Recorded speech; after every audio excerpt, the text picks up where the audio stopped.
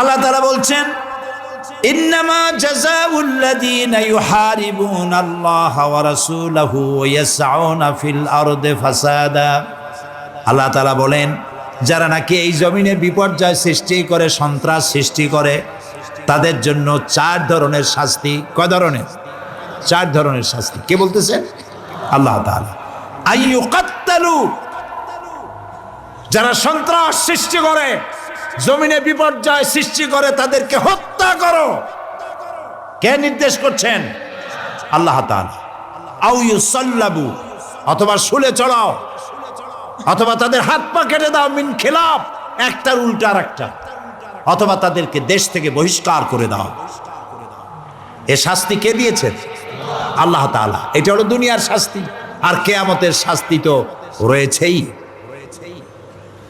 সুতরাং আজকে দেশে যে মানুষ হত্যা করা হচ্ছে, বোমা মারা হচ্ছে, কি মারাত্মক কথা! জজ হত্যা করা হচ্ছে, বিচারক হত্যা করা হচ্ছে। ঝালকাঠিতে যে জজ মারা হলো, সেই জজকে, তার স্ত্রীকে কি বলে সান্ত্বনা দেওয়া যাবে? তার মেয়েকে কি বলে সান্ত্বনা দেওয়া যাবে?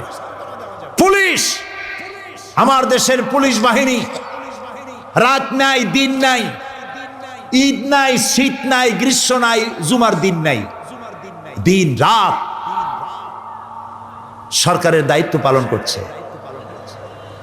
ছুটিছাটাও সেরকম পায় না, বেতনও এরকম পায় না। চট্টগ্রামে দায়িত্ব পালনরত অবস্থায় পুলিশ মারা গেল। পত্রিকায় দেখলাম সহকর্মী পুলিশ মারা গেছে, তার গোস্ত ছিন্ন ভিন্ন হয়ে গেছে। সহকর্মী পুলিশের পায়ের জুতা, তার জামা, তার অস্ত্র আর তার রক্ত এক জায়গায় স্তূপ হয়ে আছে। আর একটা পুলিশ পাশে দাঁড়ায় আছে, চোখ দিয়ে দর দর করে পানি পড়তেছে। এই পুলিশের ছোট্ট সন্তান কাঁদতেছে আর বলতেছে, আমার আব্বা কি অপরাধ করছে? প্রিয় ভাই সব, সুতরাং আজকে গোটা জাতিকে সতর্ক হতে হবে। শুধু দোষারোপ, মন্ত্রী বাইর করে দাও, অমুকরে বাইর করে দাও, কেন এক জায়গায় বসে আপনারা পরামর্শ করতে পারেন না কেমনে এইটাকে নির্মূল করবেন? জামাত ইসলামীকে দোষ দেওয়া হচ্ছে, বলা হচ্ছে প্রত্যেকটি বোমা হামলার সাথে জামাত কানেকশন আছে। জামাতের সাথে কি কানেকশন আছে? জামাতের সাথে কানেকশন হচ্ছে, যে বোমা মারছে তার বাবার খালাতো ভাইয়ের মামু জামাত কর্তৃক প্রতিষ্ঠিত একটা মসজিদে নামাজ পড়ত, অথবা যে বোমা মারছে সে জামাত ইসলামের কোন কর্মীর বাড়ির সামনে দিয়ে হেঁটে গেছিল। জামাত ইসলামী এই দেশে নতুন ভুইভোর নয়, এদেশের কচুরি পানা নয়। 1.25 শতাব্দী ধরে জামাত ইসলামী এদেশে কাজ করছে, রাজনীতি জামাত ইসলামী করে না।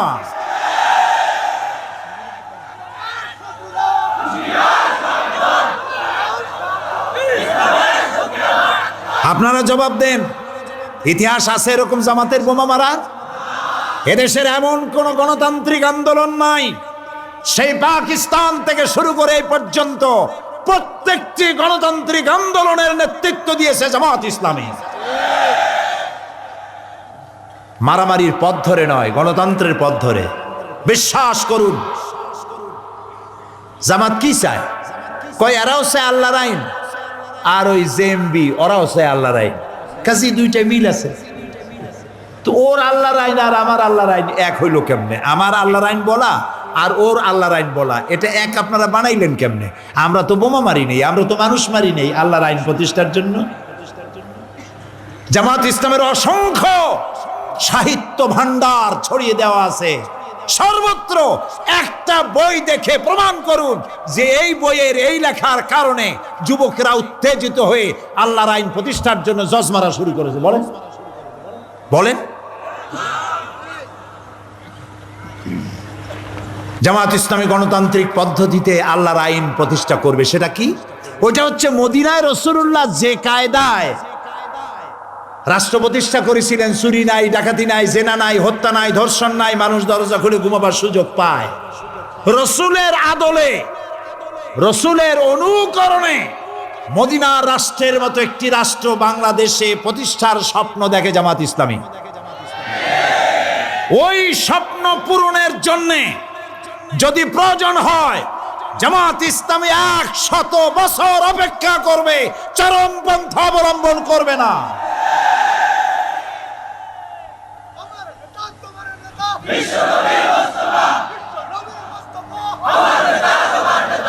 মূল বক্তব্য হলো এদেশ থেকে ইসলামকে নির্মূল করার জন্য, ইসলামকে বিদায় করার জন্য, দাড়ি টুপিওয়ালাদেরকে বদনাম করার জন্য উঠে পড়ে লেগেছে। কারা করতেছে? একজন হুজুর, আমি নাম বলবো না, তিনি বলেছেন জামাতের সাথে শেখ কি জানি শেখ আব্দুর রহমানের নারীর সম্পর্ক আছে। হুজুরকে বলবো সূরা বনী ইসরাইল পড়ুন, ওয়ালা তাকফু মা লাইসা লাকা বিহি ইলম। আল্লাহ তাআলা বলেছেন, যে বিষয়ে তোমার জ্ঞান নাই সেই বিষয়ে তুমি বলে বেরিও না। আপনি কেমনে জানলেন নারীর সম্পর্ক আছে? আপনি কি এক্সরে করেছেন? আপনি কি ডাক্তার? অথবা আপনি কি গোয়েন্দা বিভাগের কোন লোক? আপনি যদি এতই জানেন কার সাথে কার সম্পর্ক, তাহলে হুজুরগিরি না করে গোয়েন্দা বিভাগে চাকরি নেন, দেশের মানুষের উপকার হবে। আপনি এই কথা বলতে পারলেন শায়েখ রহমানের সাথে জামাতের নারীর সম্পর্ক আছে, কিন্তু শায়েখ রহমান যে আওয়ামী লীগের দুলাভাই তা বলেন না কেন?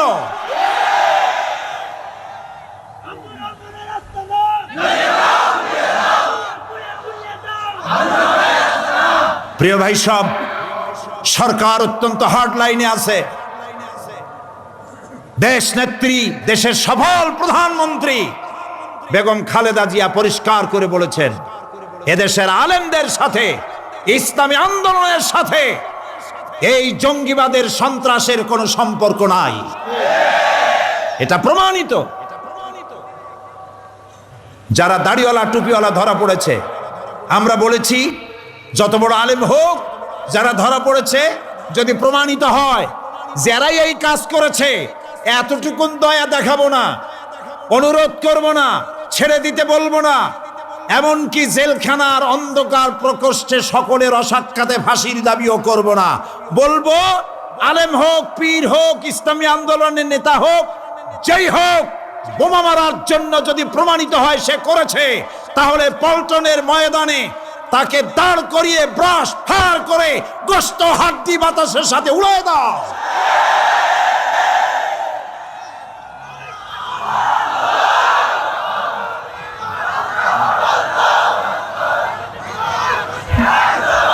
প্রিয় ভাই সব, আপনাদের এখন কাজ হলো, যারা ওলামা এসছেন সমস্ত আলেমদের খেদমতে আমাদের আরজ, আমার আরজ, যারা মসজিদের ইমাম, মসজিদের প্রত্যেকটি খুতবায় সন্ত্রাস এবং জঙ্গিবাদের বিরুদ্ধে বক্তব্য রাখবেন।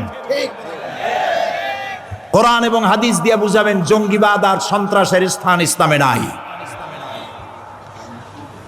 প্রত্যেক খুতবায় বলতে হবে, প্রত্যেক মসজিদ ভিত্তিক সন্ত্রাস নির্মূল কমিটি বানাতে হবে, সন্ত্রাস প্রতিরোধ কমিটি, এলাকা ভিত্তিক কমিটি বানান।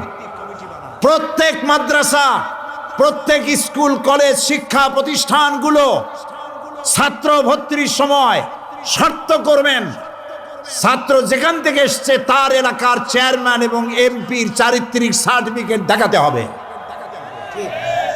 কোন শিক্ষা প্রতিষ্ঠানে, কোন হোস্টেলে, কোন আত্মীয় স্বজন, দুলাভাই, মামাতো ভাই, খালাতো ভাই, বন্ধুর রাত যাপনের কোনো সুযোগ দেওয়া হবে না। যারা বাড়িওয়ালা, আপনাদের বাড়িতে কাকে ভাড়াটিয়া রেখেছেন তাকে দেখতে হবে, তার ছেলেকে দেখতে হবে, তার মেয়েকে, তার ছেলে মেয়ে সম্পর্কে জানতে হবে। ওয়াকিবহাল না হয়ে কাজের মেয়ে, কাজের বুয়া, কাজের ছেলেও রাখবেন না। সতর্ক হতে হবে, 100% সতর্ক হতে হবে। প্রিয় ভাই সব, আর একটি কথা, এবার বসেন, মোনাজাত করব আপনাদের নিয়ে। দাঁড়ানো ভাই সব বসেন। আমরা আইনজীবীদের জন্য দোয়া করব যারা জীবন দিল, মুনাজাতের কথা শুনে যারা হাঁটে তাদের কিন্তু কপাল খুব খারাপ। মুনাজাত হয় কার কাছে? কপাল খারাপ এই জন্য কইলাম, একটু শোনেন আগে, হাঁটার আগে শোনো মিয়া। মুনাজাত হয় আল্লাহর কাছে। যখন মুনাজাতের কথা বললাম তখন যদি হাঁটো, ফেরেশতার ক্যামেরায় কি অবস্থা হবে তোমার? আল্লাহর কাছে হাত উঠানো হচ্ছে আর তুমি অ্যাবাউট টার্ন করছো। নাউজুবিল্লাহ বলো। সব বসেন, যে যেখানে আছেন সেখানে বসে পড়েন, যিনি যেখানে আছেন সেখানে বসেন, রাস্তায় বসেন, মাঠে বসেন, যেখানে জায়গা সেখানে বসে। গত বাজেট বক্তৃতার ক্লোজিং সেশনে দেশ নেত্রী প্রধানমন্ত্রী বেগম খালেদা জি একটা বক্তব্য করেছিলেন। আমার সাথীরা এখানে আছেন, ওনারা জানেন। তিনি বলেছিলেন লন্ডনে যখন বোমা পড়লো, সেই বোমার আসামিরা 24 ঘন্টার মধ্যে সব ধরা পড়ল। কারণ তাদের প্রত্যেকটি bus station, rail station, shopping mall সর্বত্র সিসিটিভি আছে। সিসিটিভির মাধ্যমে কে কোত্থেকে উঠছিল, কি হয়েছিল সব ধরা পড়ল। তারা আসামি ধরে পড়লো, সন্ত্রাস কন্ট্রোল করলো। কিন্তু এটা তো গরিব দেশ, আমি এত সিসিটিভি কোথায় পাবো? তবে আমার দেশে আছে 14 কোটি মানুষ। এই 14 কোটি মানুষের 28 কোটি চোখ যদি সিসিটিভি হয়ে যায়, অপরাধ করে কেউ এড়াতে পারবে না। আপনার শহরকে আপনি নিয়ন্ত্রণ করুন, আপনার বাড়িকে আপনি নিয়ন্ত্রণ করুন, আপনার শিক্ষা প্রতিষ্ঠান আপনার নিয়ন্ত্রণ করুন। আমি আজ আমার সমস্ত শ্রোতাকে বলবো, বাড়ি যান, বাড়ি গিয়ে আপনার ছেলে যে মাদ্রাসায় পড়ে, কলেজে পড়ে, বিশ্ববিদ্যালয় পড়ে, তার পড়ার রুমে গিয়ে ঢুকবেন তার অজান্তে। তার বালিশের তলা দেখবেন, তার টেবিলের নিচ দেখবেন, তার টেবিলের ড্রয়ার দেখবেন। ওখানে জেএমবির কাগজ আছে নাকি? ওইখানে হরকতুল জিহাদের কিছু আছে নাকি? ওইখানে কোনো বইপত্র ওই রকম আছে নাকি? আপনাকে দেখতে হবে। আপনি বাপ, আপনি মা, আপনারা যদি আপনার ছেলেকে না সামলাতে পারেন, কিয়ামতে আল্লাহর কাছে দায়ী হয়ে যাবেন। আপনাকে সতর্ক হতে হবে, খোঁজ খবর রাখতে হবে। অসম্ভব নয় যে আপনার ছেলে এই কাজে ভুলভাবে বুঝায়া তাকে মিসগাইড করা হয়েছে, হতে পারে। আমরা ওই যুবকগুলির জন্য দোয়া করব যারা আত্মহত্যার জন্য জাহান্নামের পথ বেছে নিয়েছে আল্লাহর আইন প্রতিষ্ঠার নাম করে, না বুঝা। এই যুবকগুলিকে আল্লাহ যেন হেদায়েত করে ফিরে আনে, এই জন্য আমরা আল্লাহর কাছে দোয়া করব। এই কথাগুলি আপনাদের জন্য মনে থাকে। শেষ কথা, ইসলামী ছাত্র শিবির বাংলাদেশের জন্য শিক্ষাঙ্গনে আল্লাহর এক নিয়ামত। আলহামদুলিল্লাহ বলেন। আপনি আমি যা পারি না, শিবিরের ছেলেরা তাই পারে। আলহামদুলিল্লাহ বলেন। আমাদের ছেলেপেলেরা অনেক সময় আমরা নামাজ পড়াইতে পারি না, ওদের সাথে থাকলে তারা নামাজি হয়, দিনদার হয়, পরেশগার হয়, ইমানদার হয়ে যায়। ওদের সাথে আপনারা সম্পর্ক রাখবেন। এত বড় বিশাল মাহফিল করেছে, এই মাহফিলে তাদের lighting, miking, pandal, poster, handbill, মঞ্চ তৈরি করতে অনেক টাকা লেগেছে। আপনারা যাওয়ার সময় কেমনে দেবেন? চতুর্দিকে ড্রাম আছে। আমি কিন্তু মানুষ বসাইতে পারলাম না, কি যে বদভ্যাস। আল্লাহ হেদায়েত করুক, কোন আমিন। আপনার মধ্যে যে দাঁড়ায়, বসা মানুষ দাঁড়ানো মানুষকে বসায় দেন। এই বদভ্যাস কেন? আমরা তো এখানে ইশার নামাজও পড়বো। প্রিয় ভাই সব, যাওয়ার সময় শিবিরকে কিছু দিয়ে যাবেন। তাআওয়ানু আলাল বিররি ওয়াত তাকওয়া ওয়ালা তাআওয়ানু আলাল ইসমি ওয়াল উদওয়ান। আল্লাহ বলেছেন ভালো কাজে সহযোগিতা করো। এই যে এতক্ষণ কথা বললাম, আমার বাপের কথা বলছি, আমার বাজানের কথা বলছি, আমার দাদার কথা বলছি। কার কথা বলেছি বলেন? আল্লাহ এবং রাসূলের কথা বলেছি। মা বোনেরা, আপনারা এবং ভাইয়েরা কেউ ওদেরকে কিছু না দিয়ে যাবেন না। আমি চাই ওরা যেন ঋণগ্রস্ত হয়ে না থাকুক। বিদ্যুৎ বিভাগের কাছে, মাই এর কাছে, ডেকোরেটরদের কাছে ওরা যেন ঋণ না হয়ে থাকে। ওরা তো ব্যবসায়ী না, ওরা ছাত্র। ওরা এত টাকা কোথায় পাবে? আপনারা দিবেন তো? সবাই বলেন দিবেন। একটু দেখি তো কারা কারা দিবেন। আলহামদুলিল্লাহ, আমরা বলি আলহামদুলিল্লাহ। জি, এখন কিন্তু আপনারা আটকে গেছেন, হাত উঁচু করছেন, আটকে গেছেন। যাওয়ার সময় ড্রাম কোথায় খুঁজে খুঁজে তালাশ করে যাবেন, মোলাকাত করে যাবেন, কিছু দিয়ে যাবেন। জি। আর 17 ডিসেম্বর সাইমু টাইফুন শিল্পগোষ্ঠীর প্রথম সাংস্কৃতিক উৎসব হবে জিয়া হলে। এখানে সংস্কৃতি কি? সংস্কৃতি শুনলেই মানুষে বোঝে ঢোল আর বাজনা। আমি একবার আমেরিকায় ছিলাম, তো সেইখানে টিভিতে দেখলাম মাইকেল জ্যাকসন গান গাইবে।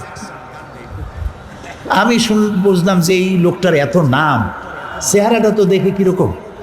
রাত্রে আমি ওই সময় টিভি অন করেছি, দেখলাম যে আষ্ট মেয়ে লোকের মতো চেহারা, মাথায় অনেকগুলো চুল, 3টা লাফ দিল, 2টা চিৎকার মারল। আমি বুঝলাম না এটা কি করল। এখানেও এরকম ওপেন কনসার্ট আছে, মেয়ে লোকের মতো মাথায় বিরাট চুল, এদিকে লাফ দেয় ওদিকে চাপ দেয়, আর 3-4টা চিৎকার মারে। কি হইল আল্লাহ জানে।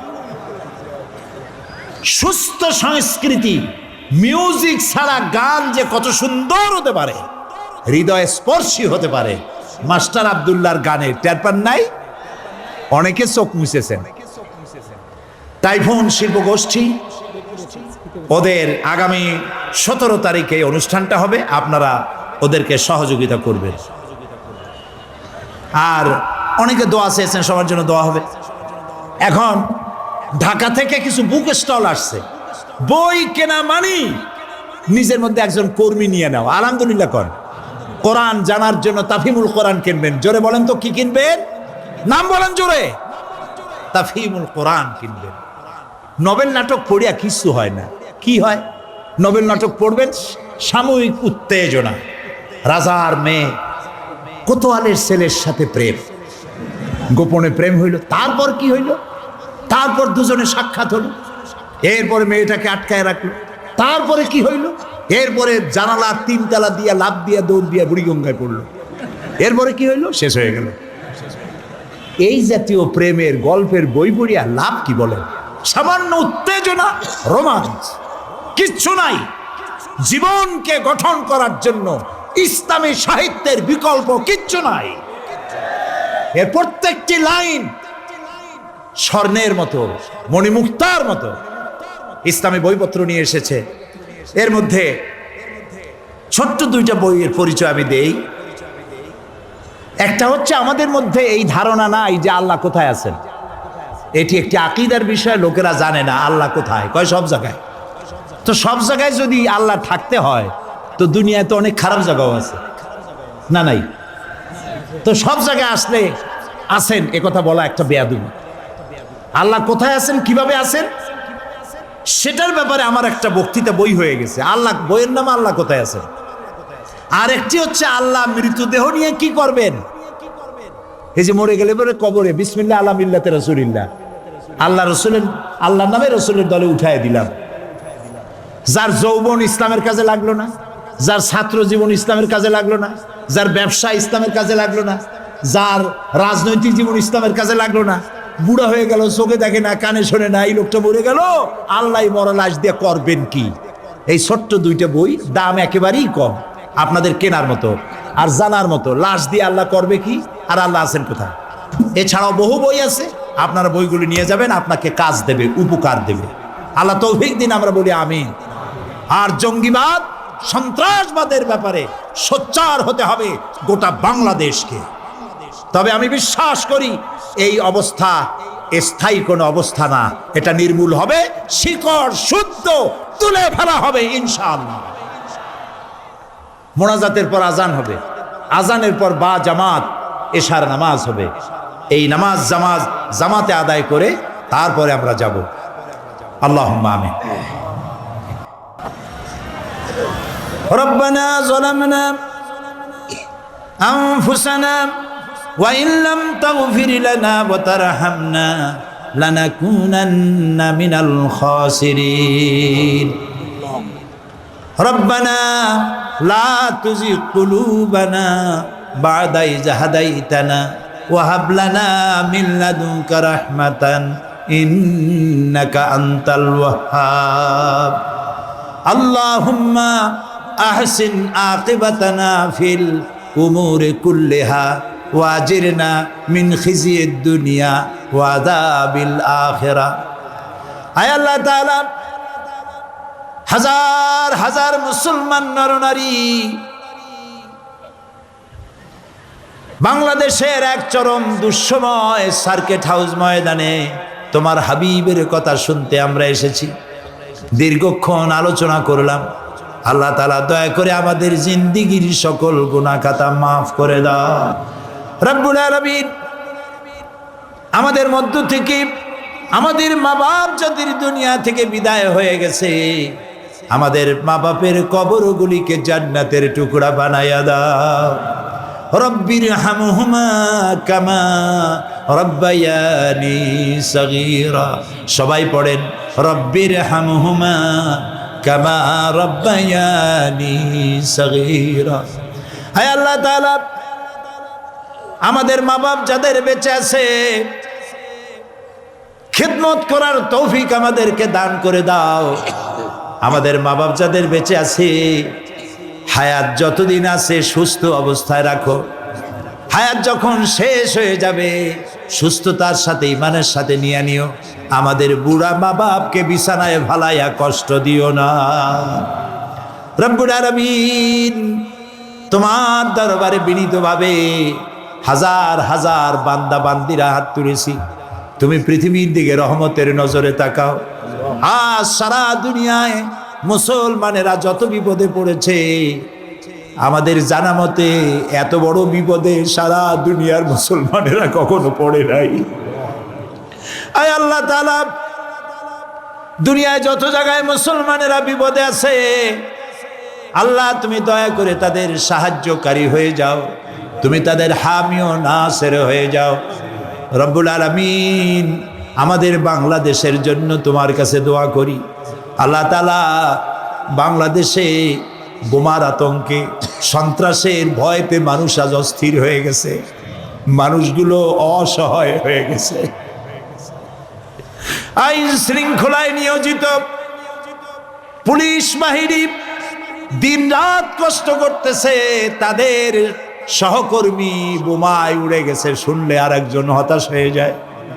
আল্লাহ তাআলা, পুলিশদেরকে তুমি সাহায্য করো, র্যাবকে সাহায্য করো, বিডিআরকে সাহায্য করো, আমার সেনাবাহিনীকে সাহায্য করো।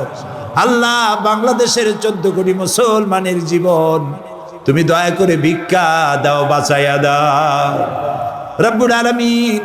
যে জজকে মেরে ফেলা হলো, আইনজীবীকে মারা হলো, সাংবাদিক মারা হলো, আল্লাহ তাআলা তাদের বউ বাচ্চা তার মায়ের কেমনে সান্ত্বনা দেবে মানুষ? আয় আল্লাহ, যারা অপঘাতে মরে গেল তাদের প্রতি তুমি রহম করো রব্বুল আলামিন।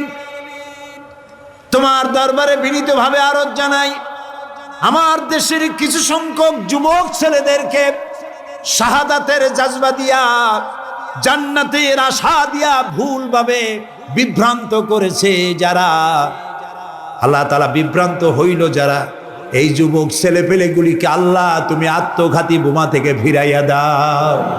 আল্লাহ সুইসাইড বাহিনী থেকে তাদেরকে ফিরাইয়া দাও। আল্লাহ তাদের ভুল বোঝার তৌফিক দান করে দাও। এই আত্মহত্যা মানে জাহান্নাম, বেহেশত হবে না, শাহাদাত হবে না, এটা বোঝার তৌফিক তুমি তাদের দাও। হায় আল্লাহ তাআলা, যারা এদেরকে ভুল পথে আনলো, হায় আল্লাহ তাআলা, যারা এদেরকে বিভ্রান্ত করলো, যারা সাহায্য করলো, বুদ্ধি দিল, অর্থনৈতিকভাবে সহযোগিতা করলো, রব্বুল আলামিন দয়া করে ওদেরকেও হেদায়েত নসিব করে দাও, ওদেরকে হেদায়েত নসিব করে দাও, ওদেরকে হেদায়েত নসিব করে দাও। আয় আল্লাহ, ওদের কপালে যদি হেদায়েত না থাকে, ওদের কপালে যদি হেদায়েত না থাকে, আল্লাহ তুমি ওদের উপরে গজব দিয়া, লানত দিয়া বিদায় করে দাও। আয় আল্লাহ, তোমার কাছে আশ্রয় চাই। হে বিশাল আকাশের মালিক, হে বিস্তীর্ণ জমিনের মালিক, হে কুল কায়নাতের মালিক, কোন ভাষায় ডাকলে তুমি খুশি হবা? আমার সাথে বলেন, ইয়া হাইয়ু ইয়া কাইয়ুম, ইয়া হাইয়ু ইয়া কাইয়ুম, ইয়া হাইয়ু ইয়া কাইয়ুম বিরহমাতিকা নাস্তাগীস। আল্লাহ তাআলা, তুমি তো আমাদের সেই আল্লাহ যে নমরুদকে জুতা দিয়ে পিটাইয়া শেষ করে দিছো। তুমি তো আমাদের সেই আল্লাহ যে ফেরাউনকে চুবাইয়া শেষ করেছো। স্বৈরাচার জালিমদেরকে দৃষ্টান্তমূলক শাস্তি দিয়েছো। তুমি তো আমাদের সেই আল্লাহ। আল্লাহ, আমাদের এই সুন্দর দেশ বাংলাদেশটাকে যারা বোমার রাজনীতি সৃষ্টি করলো, সন্ত্রাস বোমা মারা, আত্মঘাতী বোমা মারা রাজনীতি যারা করলো, আল্লাহ হয় হেদায়েত করো, নইলে গজব দাও, লানত দাও। এই নর পশুদের হাত থেকে 56,000 বর্গ মাইলের দেশটাকে আল্লাহ বাঁচাও। আল্লাহ, তোমার কাছে বলবো না, কার কাছে বলবো? এই পৃথিবীতে যত মুসলমান দেশ আছে, প্রত্যেকটি মুসলিম দেশের পাশে আরো অনেকগুলি মুসলিম দেশ আছে। তুমি আমাদের দিকে একটু তাকায় দেখো তো, আমরা কোথায়? আমাদের তিন দিকে এমন একটা দেশ যারা কখনো বন্ধুত্বের প্রশ্নে তারা উত্তীর্ণ হতে পারে নাই, আর একদিকে সমুদ্র। আমাদের উপরে যদি বিপদ আসে আমরা পালাবো কই? আল্লাহ তাআলা, তুমি দয়া করে এই দেশটারে হেফাজত করো।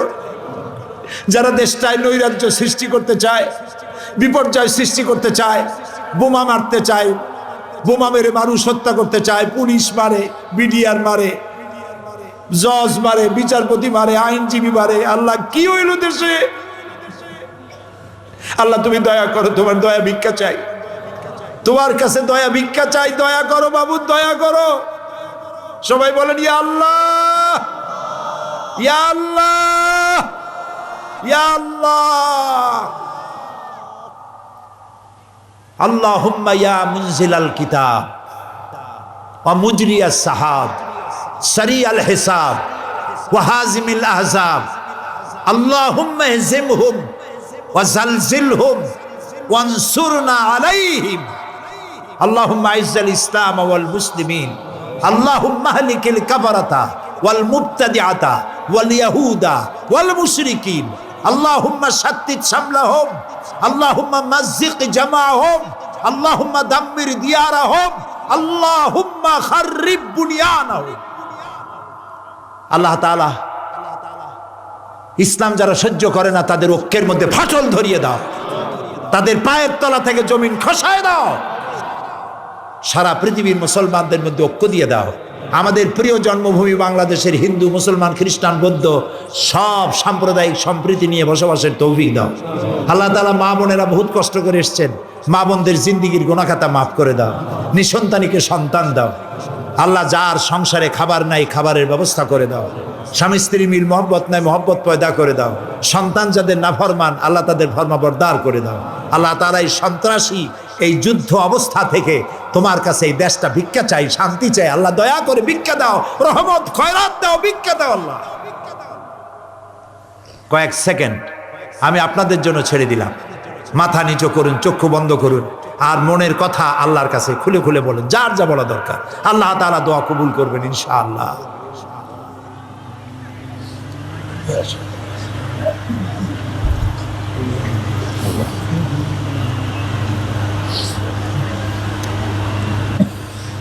আল্লাহ তাআলা এই বিশাল মাহফিল, আমাদের ঈমান, আমাদের আকীদা, আমরা এখন কোথায় বসা তুমি দেখতে পাচ্ছ।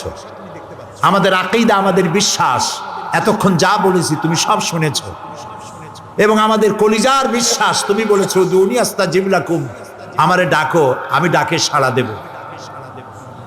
আল্লাহুম্মা লা তারুদ্দানা খায়িবিন, আল্লাহুম্মা লা তারুদ্দানা খায়িবিন, আল্লাহুম্মা লা তারুদ্দানা খায়িবিন। আল্লাহ তাআলা, একেবারে কিছু না দিয়ে এই মাঠ থেকে আমাদেরকে কালিয়াতে বেরোত দিবা না বাবু, কিচ্ছু না দিয়া কালিয়াতে আমাদের বেরোত দিবা না বাবু।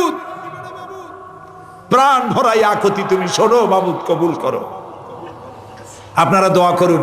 আমাদের মুরব্বী জামাত ইসলামীর সাবেক নায়েবে আমির জনাব শামসুর রহমান সাহেব বার্ধক্যের জীবনের এক প্রান্তে এসে দাঁড়িয়েছেন, অসুস্থ। দোয়া করুন আল্লাহ যেন তাকে পূর্ণ সুস্থতা দান করে দেন, শেফায়ে আজেলা কামেলা দেন। আমার বেঁচে থাকা একমাত্র ওস্তাদ এখন দুনিয়ায় শাইখুল হাদিস, মুফাসসিরে কোরআন, জামাত ইসলামী বাংলাদেশের নায়েবে আমির হযরত মাওলানা আবুল কালাম মোহাম্মদ ইউসুফ হসপিটালে আছেন। আল্লাহ, আমার উস্তাদ, অনেক আলেমদের উস্তাদ, আল্লাহ দয়া করে তুমি তাকে সুস্থ করো, ভালো করো, শেফায়ে আজেলা কামেলা দিয়ে দাও। আল্লাহ তাআলা এই মুহূর্তে আমার বেলালের নাম মনে পড়ে গেল। একটা ব্ল্যাক ডায়মন্ড ছিল। আল্লাহ তাআলা বেলালকে জান্নাতুল ফেরদাউস নসিব করো। তার স্ত্রী, তার সন্তান, আল্লাহ তার মা বাপ সকলকে সান্ত্বনা দাও, সবরুন জামিল দান করো। আমাদের প্রত্যেকের সন্তান সন্ততি, স্ত্রী পুত্র পরিজনকে দিনদার বানাও, ইমানদার বানাও, পরেজগার বানাও। আল্লাহ যারা মাহফিল করলো ইসলামী ছাত্র শিবিরকে তোমার দরবারে কবুল করে নাও। ওদের সাথে যারা শত্রুতা করে তাদের দিলের মধ্যে শিবিরের বন্ধুত্বের জায়গা পয়দা করে দাও। আল্লাহ তাআলা এই মাহফিলের জন্য প্রশাসন, আইন শৃঙ্খলায় নিয়োজিত বাহিনী যে যতটুকু সাহায্য করেছে, আল্লাহ তুমি তাদেরকে সাহায্য করো।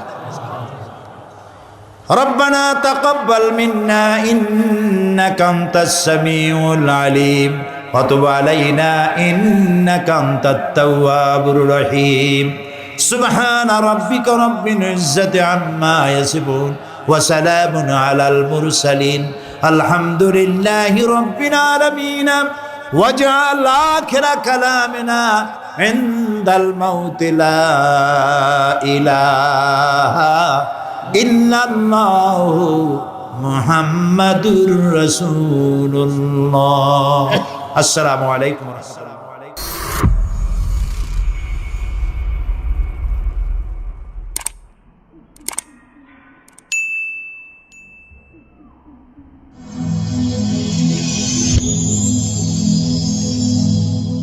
Rose TV 24. Enjoy by listening to the Holy Quran. এই পৃথিবীতে সব নবীদের মধ্যে থেকে মুসা আলাইহিস সালামের মেজাজ ছিল খুব গড়ন। উনি রেগে গেলে, এই মিয়া সাইটটা গেলে মাথার চুলগুলা টুপি পাগড়ি ভেদ করে উপর দিয়ে এরকম খাড়া হয়ে দাঁড়ায় যেত। মুসা আলাইহিস সালাম বললেন, রাব্বি আরিনি আনজুর ইলাইক, ও আল্লাহ আমি আপনারে দেখতে চাই। আল্লাহ বললেন, না মুসা আমারে দেখা যাবে। আল্লাহ বললেন, দেখা যাবে না, মুসাকে আমি দেখেই ছাড়ব। আল্লাহ বলল, না না। আল্লাহ বলে নো, মুসা বলে ইয়েস। আল্লাহ বলে নো, মুসা বলে ইয়েস। আল্লাহ কি বলে? মুসা কি বলে? আল্লাহ বলল নো, মুসা কয় ইয়েস। ভেজাল আছে না নাই? আল্লাহ বললেন, মুসা তিনবার নো বললাম, তুমি তিনবার ইয়েস বললা, তুমি তো ভেজাল লাগাই দিলা মুসা। মুসা আলাইহিস সালাম বললেন, ভেজাল টেজাল বুঝি না, আপনারে আমি দেই খাই সারুম। কারণ মুসা আলাইহিস সালাম আল্লাহর আওয়াজ শুনতেন। আপনি কি আল্লাহর আওয়াজ শুনেন? তো আপনার দেখার বাসনা কেমন আর মুসা আলাইহিস সালামের দেখার বাসনা কেমন তো একরকম নয়। উনি তো আল্লাহর আওয়াজটা শুনতেন। ওয়া কাল্লামাল্লাহু মুসা তাকলিমা, without any media, without any via, আল্লাহ সরাসরি মুসার সাথে কথা বলতেন। জোরে করে আল্লাহু আকবার। উনি প্রতিদিন আল্লাহর সাউন্ডটা শুনেন। আল্লাহর সাউন্ড এত সুন্দর, না জানি আল্লাহ দেখতে কত সুন্দর। এই চিন্তা মুসা আলাইহিস সালামের মধ্যে আছে না নাই? এজন্য মুসা আলাইহিস সালাম তিনবার বললেন ইয়েস ইয়েস ইয়েস। আল্লাহ আমি দেখেই ছাড়বো। আল্লাহ কয় নো নো নো। ভেজাল লাগছে না? আল্লাহ বললেন, মুসা কোন নবী এমন আবদার করে নাই, তুমি কেন করলা? মুসা কয় আমি এমনই করি, আমি আমার যেটা মনে চাই ওইটা আমি আদায় কইরা সারি। সুবহানাল্লাহ কইবেন না? আল্লাহ বললেন, ঠিক আছে, ফাইন ইস্তাকাররা মাকানাহু ফাসাউফা তারানি। তোমার দিকে নূরের তাজাল্লি দিলে তোমার এত খুঁজে পাওয়া যাবে না রে মুসা। আমি আমার নূরের তাজাল্লিটা আরব বিশ্বের সব চাইতে উঁচু পাহাড় তুর পাহাড়ের উপরে দেব। আমার নূরের ফোকাস আমি তুর পাহাড়ের উপরে দেব। ফাইন ইস্তাকাররা মাকানাহু ফাসাউফা তারানি। তুর পাহাড় যদি টিকে থাকতে পারে তুমি কিছু দেখলে দেখবা, আর তুর পাহাড় টিকে থাকতে না পারলে তোমার দেখা সম্ভব না। চিল্লায় বলেন ঠিক না? এই পৃথিবীতে সবচেয়ে বড় পাহাড় এশিয়া মহাদেশে হচ্ছে মাউন্ট এভারেস্ট, ইউরোপের হচ্ছে আলাস্কা পর্বতমালা, আমেরিকাতে হচ্ছে আল্পস পর্বতমালা, আরব বিশ্বের সবচেয়ে বড় পর্বতের নাম হলো তুর পাহাড়ের পর্বতমালা। কোন সুবহানাল্লাহ। এই তুর পাহাড়ের চূড়ায় আমি 2 বার উঠেছি। যে তুর পাহাড়ের কথা আল্লাহ কোরআনে 10 বার বলেছেন। আমার জীবনে এত কষ্ট কখনো হয় নাই যত কষ্ট হয়েছে তুর পাহাড়ে উঠতে। 120 জনের একটা কাফেলা নিয়ে আমি উঠেছিলাম, কাঁধে ব্যাগ। কত কষ্ট যে হয়েছে। পাহাড় কেটে কেটে সরকার রাস্তা বানিয়ে রেখেছে। দিনের বেলা ওঠা যায় না, ওঠা শুরু করতে হবে রাত 12টা-1টায়। উঠতে উঠতে আপনি রাত 4টার দিকে পৌঁছবেন। আবার ফজরের আজান দেয়া মাত্রই নামাজ পড়ে ব্যাক করবেন, you have to return back. ওখানে পৃথিবীর প্রাচীন একটা খ্রিস্টানদের গির্জা আছে, সেন্ট ক্যাথারিনা গির্জা। ওইখানে একটা গাছ আছে, যে গাছের ভেতর থেকে মুসা আলাইহিস সালাম আল্লাহর আলো দেখেছিলেন। ওই গাছটা আজও আছে। খ্রিস্টান, ইহুদি, মুসলমান তিন ধর্মের লোকদের জন্য এটা তীর্থস্থান, সবাই যায়। ওই গাছের গোড়া দিয়ে প্রতি বছর নতুন গাছ গজায়। খ্রিস্টানরা ওইখানে মনের কথা লিখে, গার্লফ্রেন্ডের নাম লিখে দিয়ে আসে কাগজে, যাতে দেশে আসলে গার্লফ্রেন্ডের সাথে বিয়ে হয়ে যায়। ওই গাছে লাগাই দিলে আপনার গাছ কিছু করতে পারবে না, সুতা লাগাইলে সুতা আপনারা কিছু করতে পারবে না। মিয়া করতে পারে একজন, তিনি কে? চূড়ায় উঠলাম ফজরের সময়, এত কষ্ট হয়েছে এই তুর পাহাড়ের চূড়ায় উঠতে, অসম্ভব কষ্ট। বাংলাদেশের পাহাড়গুলো মাটির পাহাড়। আপনি বান্দরবানের চিম্বুক পাহাড়ে যান, আমি উঠেছি চিম্বুকের চূড়ায়, সেনাবাহিনীর মিলিটারি ক্যাম্প আছে ওখানে। 3টার দিকেও চমৎকার বাতাস, সমস্যা নাই, কারণ পাথরটা মাটির পাথর, মাটির পাহাড়। পাহাড়টা কিসের পাহাড়? আর আরব বিশ্বের পাহাড়গুলো পাথরের পাহাড়। ওই পাথরের কন্টাকে যদি সানশাইন লাগে, সূর্যের আলো লাগে, 2 ঘন্টার মধ্যে মরুভূমির মতো গরম হয়ে যায়, আর থাকা যায় না। আমরা নেমে আসলাম ফজরের নামাজ পড়ে। আল্লাহ বললেন, মুসা ঠিক আছে, বায়না যখন ধরেছো, আমার নূর দেখতে চাও, তাড়াতাড়ি তুর পাহাড়ের উপরে উঠে যাও। আগামীকাল তুর পাহাড়ের উপরে তুমি এতটার সময় আসবা, আমি আমার নূরের তাজাল্লি তুর পাহাড়ে দিয়ে দেব। যদি তুর পাহাড় টিকতে পারে তুমি দেখবা। মুসা আলাইহিস সালাম তো খুশিতে বাকবাকুম। এতদিন আল্লাহর আওয়াজ শুনতাম, এখন আল্লাহরে দেখবো, নূর দেখা যাবে। পরের দিন ওযু করে গোসল করে সাইয়েদনা মুসা আলাইহিস সালাম দৌড়াতে দৌড়াতে টাইমের আগেই হাজির। টাইমের আগেই যে তুর পাহাড়ের উপরে হাজির। আল্লাহ বললেন, মুসা এত আগে আসলা কেন? মুসা কয়, আমার তো আর সয় না। কোন সুবহানাল্লাহ। আল্লাহ বললেন, আমার সব কাজ টাইমলি হয়। সময় যখন হলো, শেষবারের মতো আল্লাহ মুসা আলাইহিস সালাম রে জিজ্ঞেস করলেন, মুসা তুমি কি আসলেই আমার নূর দেখতে চাও কিনা? কারণ খেলাটা সাধারণ কোনো খেলা নয়, এটা বিপিএল এর খেলা নয়, আইপিএল এর নয়, এটা মুসার সাথে বিশ্ব গভর্নমেন্টের খেলা, ঠিক না? খেলার মাঝখানে যে যদি বলে আমি খেলবো না, তাহলে কিন্তু হবে না রে মুসা। আমার নূরের তাজাল্লি আমার আরশের উপর থেকে দুনিয়াতে পড়বে, খেলাটা বড় ডেঞ্জারাস খেলা, ঠিক কি না? মুসা আলাইহিস সালাম বললেন, ব্যাপার না, ব্যাপার না, আমি রাজি। সবচেয়ে শক্তিশালী নবী ছিলেন মুসা আলাইহিস সালাম। আল্লাহ বললেন, মুসা আমারে তুমি দেখতে চাও, তুর পাহাড়ের মধ্যে সোজা হয়ে দাঁড়াও। সাইয়েদনা মুসা আলাইহিস সালাম সোজা হয়ে দাঁড়িয়ে রইলেন। মুসা আলাইহিস সালাম শক্ত করে দাঁড়িয়ে রইলেন। আল্লাহ বললেন, মুসা এই খেলাটা সাধারণ খেলা না, তোমার সাথে আমি আল্লাহর খেলা, দেখবা কিনা বলো? মুসা কয়, আমি রাজি। মুসা কি কয়? আমি রাজি। আল্লাহ বললেন, okay, now I am gonna start the game. আমি এবার গেম শুরু করে দেব। মুসা ডানে বায়ে সামনে পেছনে চতুর্দিকে 12 ফারসাক এরিয়া, 4 ফারসাক এরিয়া, 1 ফারসাকে 4 মাইল, 1 ফারসাকে 3 মাইল, 4 ফারসাকে 12 মাইল। 12 মাইল এরিয়ার মধ্যে যত মশা ছিল, মাছি ছিল, সাপ ছিল, ইঁদুর ছিল, ব্যাঙ ছিল, জিজি পোকা ছিল। আল্লাহ বললেন, 12 মাইল এরিয়ার বাইরে চলে যা, পুরো তুর পাহাড়ের এরিয়াটারে ফাঁকা করে দে, খেলা শুরু হবে। সুবহানাল্লাহ পড়েন। মশা, মাছি, জিজি পোকা যত কিছু আছে সব 12 মাইল এরিয়ার বাইরে চলে গেল, সব চলে গিয়েছে। এবার মুসা আলাইহিস সালাম দাঁড়িয়ে রইলেন। আল্লাহ বললেন, ও জিব্রাইল, তুমিও 12 মাইল এরিয়ার বাইরে চলে যাও। সাইয়েদনা জিব্রাইল ডেকে বলে, আল্লাহ, সৃষ্টির শুরু থেকে আজ পর্যন্ত আমিও তো তোমার নূর দেখি নাই। আল্লাহু আকবার। সিদরাতুল মুনতাহার এইখানে কান লাগিয়ে তোমার আদেশগুলো শুনি, তোমার অর্ডারগুলো নবীদের কাছে আমি উপর থেকে পৌঁছে দেই, আমিও তো তোমার নূর দেখি নাই। আমার ভাই মুসা নবীর সাথে আমিও যদি একটু নূর দেখতে পারি, সমস্যাটা কোথায়? আল্লাহ বললেন, না, সমস্যা আছে, কারণ খেলা তো তোমার সাথে আমার না, খেলা আল্লাহর সাথে। মুসার জোরে কোন ঠিক না? তুমিও 12 মাইল এরিয়ার বাইরে চলে যাও। চলে গেল। এরপরে মুসা আলাইহিস সালাম বললেন, আল্লাহ এবার আমি রেডি। আল্লাহ বলল, আমি তো রেডি না, কারণ তোমার 2 কাঁধের মধ্যে 2টা ফেরেশতা আছে না নাই? কিরামান কাতিবিনা ইয়ালামুনা মা তাফআলুন। ও কিরামান কাতিবিন, খেলা শেষ হওয়া পর্যন্ত তোরাও একটু চলে যা। কিরামান কাতিবিন নাই। এবার আল্লাহ 12 মাইল এরিয়ার মধ্যে স্পেশাল সিকিউরিটি ফোর্স এঞ্জেল পাঠালেন। ফেরেশতারা চলে আসলো।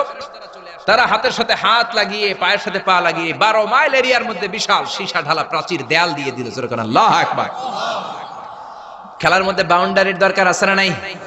বিশাল 12 মাইলের বাউন্ডারি দিয়ে আল্লাহ বললেন, মুসা, শেষবারের মতো জিজ্ঞেস করি, তুমি খেলতে রাজি আছো কিনা? মুসা কয় ব্যাপার না, শক্ত হয়ে দাঁড়িয়ে রইলেন। আল্লাহ বললেন ঠিক আছে। রব্বুল আলামিন এবার 12 মাইল এরিয়াটাকে ঘুটঘুটে অন্ধকার করে দিলেন।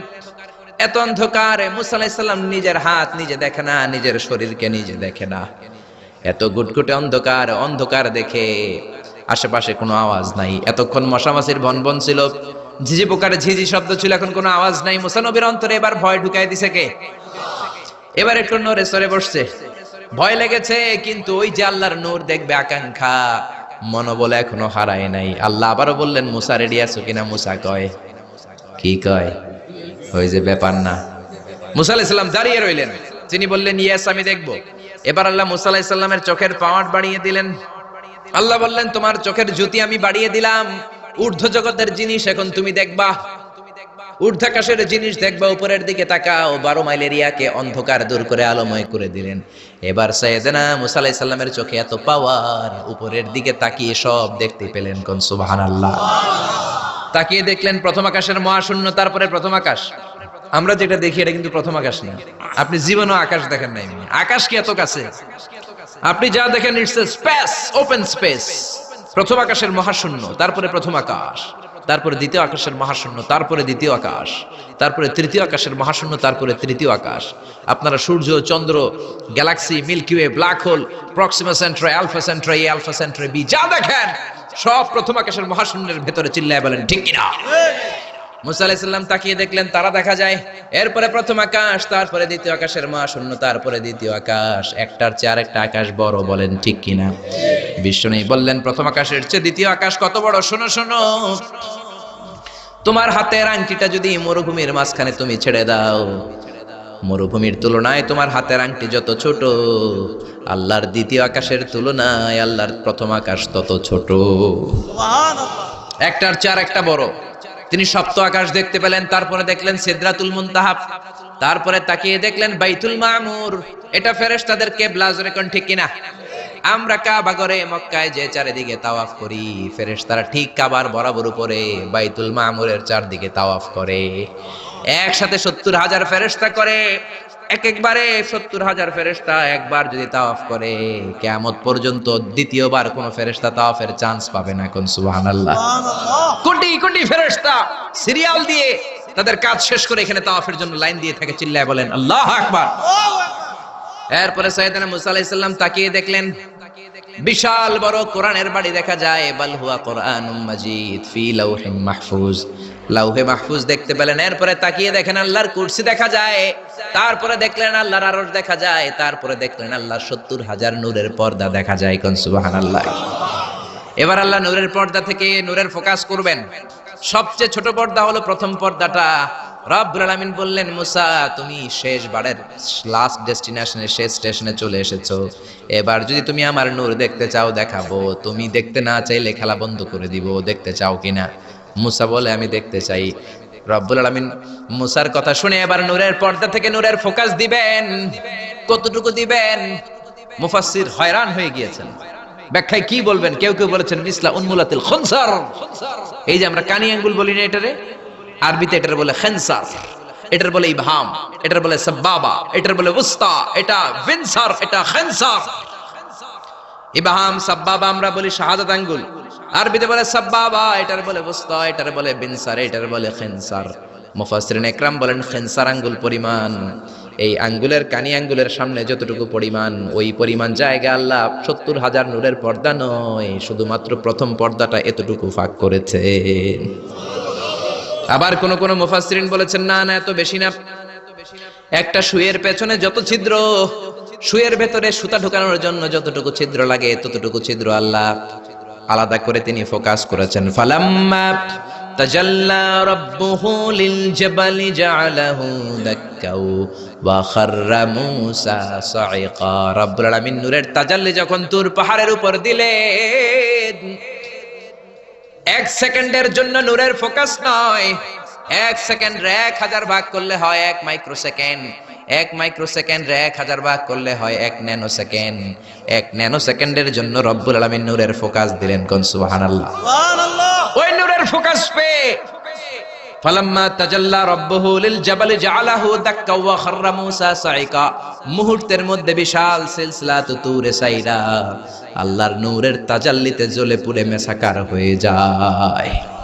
মূসা আলাইহিস সালাম কি আর দেখবে, এটা তো 1 সেকেন্ডও না।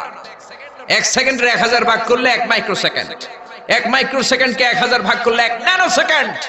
1 ন্যানোসেকেন্ডের জন্য নূরের ঝলক মেরেছেন। ওই নূরের ঝলকে তুর পাহাড় জ্বলে যায়। সাইয়েদনা মূসা আলাইহিস সালাম বেহুশ হয়ে পাহাড়ের উপরে পড়ে যায়। কোন সুবহানাল্লাহ। হুশ ফেরার পরে হাত জোর করে আল্লাহর কাছে ক্ষমা চায়, মাবুদ রে, আর জীবনে বায়না ধরবো না, আর জীবনে বলবো না আমি তোমারে দেখতে চাই, জনমের স্বাদ মিটে গেছে। কিছুই দেখতে পারে নাই, এক তাজাল্লিতে বেহুশ হয়ে পড়ে গিয়েছে। চিৎকার করে পড়েন না আল্লাহু আকবার।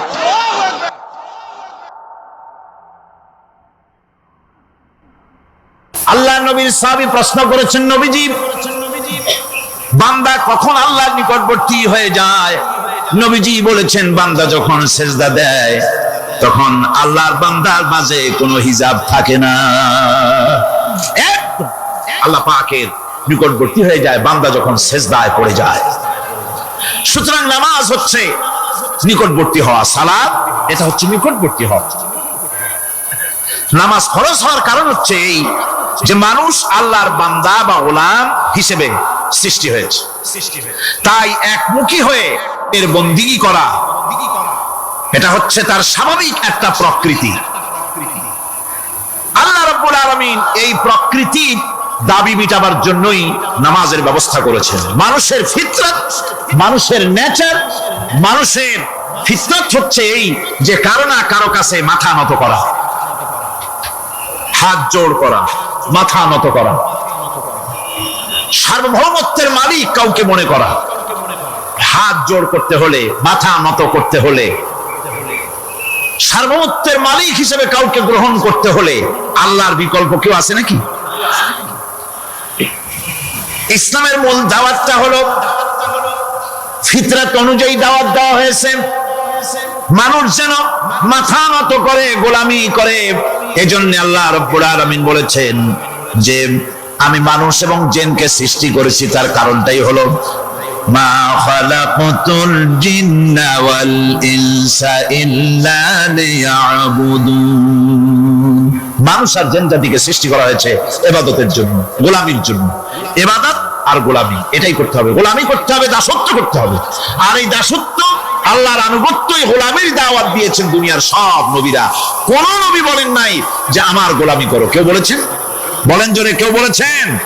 আল্লাহ পাক বলেন, ওয়ালাকাদ বা'আসনা ফি কুল্লি উম্মাতির রাসূলা আন ইবুদুল্লাহা ওয়াজতানিবুত তাগুত।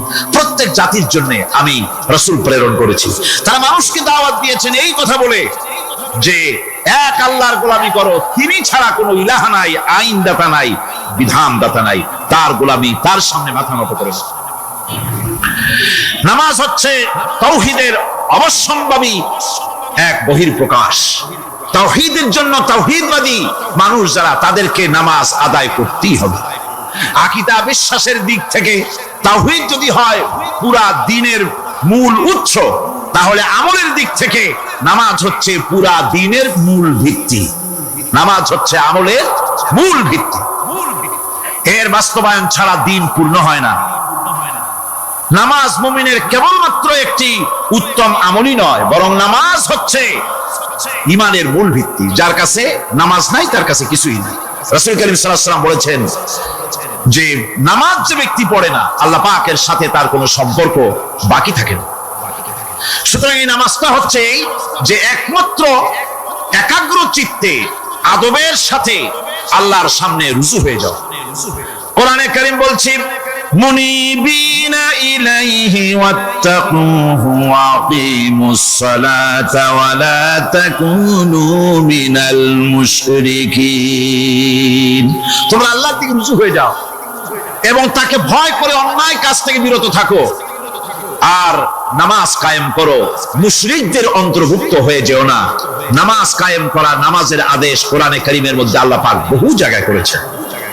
ঈমানের পর নামাজই হচ্ছে সবচেয়ে বড় জরুরি। একজন মানুষ ঈমান আনলো, যেমন কালকে একজন ঈমান এনেছে, ঈমান আনার সাথে সাথে তার প্রথম কাজ কি বলুন? বলেন প্রথম কাজ কি? ফজরের নামাজের আগে একজন ইসলাম কবুল করলেন, তার প্রথম দায়িত্ব নামাজকে আদায় করে দেওয়া, ফজরের নামাজ পড়া। জোহরের আগে কেউ ঈমান আনলো, তার প্রথম দায়িত্ব জোহরের নামাজ আদায় করা। আসরের নামাজের আগে ঈমান এনেছে, তার প্রথম দায়িত্ব হলো আসরের নামাজ আদায় করা। তার মানে হলো ঈমান আনার পর একজন ঈমানদারের প্রথম দায়িত্ব হচ্ছে নামাজ। গুরুত্বপূর্ণ বিষয়, খুব ভালো করে শুনতে হবে, ইয়াদ রাখতে হবে প্রত্যেকটা মুসলমানের। এই নামাজ কি জিনিস, কেমনে আদায় করতে হবে, আদায় না করলে কি হবে, গুরুত্বপূর্ণ এই কথাগুলি প্রত্যেকের স্মরণ রাখতে হবে। কিয়ামতের দিন মানুষ যে জাহান্নামে যাবে, জাহান্নামের জন্য, জাহান্নামে যে সব কারণে যাবে তার মধ্যে বড় কারণ কালকে বলেছিলাম, দেখি মনে আছে নাকি? বড় কারণ কয়টা? কয়টা? আলহামদুলিল্লাহ মনে আছে। আল্লাহ রাব্বুল আলামিন বলেন, ইয়াতাসাআলুনা আনিল মুজরিমিন, কিয়ামতের দিন অপরাধীদেরকে জিজ্ঞেস করা হবে, মা সালাকাকুম ফি সাকার, জাহান্নামে কেন আসছো? জবাবে তারা বলবে, ক্বালু লাম নাকু মিনাল মুসাল্লিনা ওয়া লাম নাকু নুতঈমুল মিসকিন, নামাজ পড়ি নাই আর এতিম মিসকিনদের খেতে দেই নাই, এই কারণেই জাহান্নামে এসেছি। কল নাউযুবিল্লাহ। নামাজ যারা পড়বে না জাহান্নামে যেতে হবে। কোথায় যেতে হবে?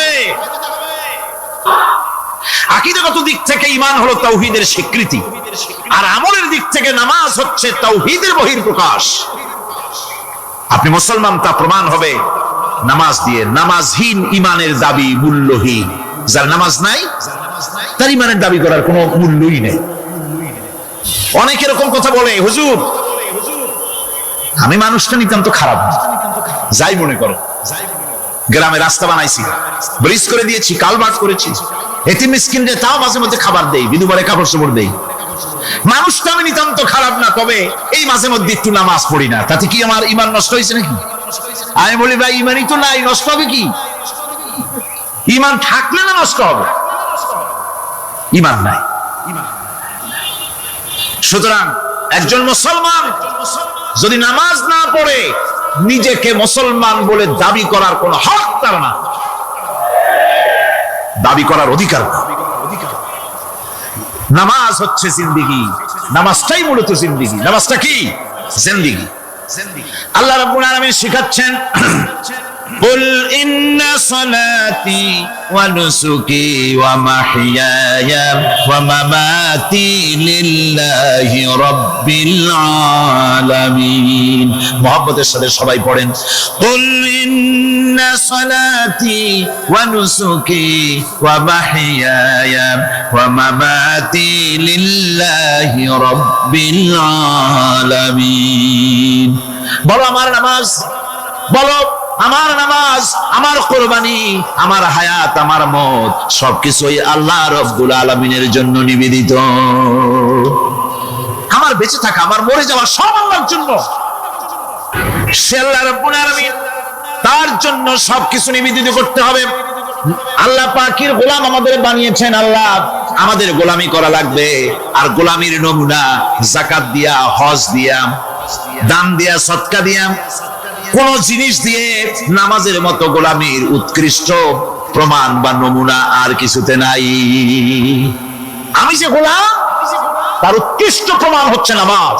নামাজেই একটা মানুষ গোলামির অনুভূতিতে তাকে নিয়ে যায়।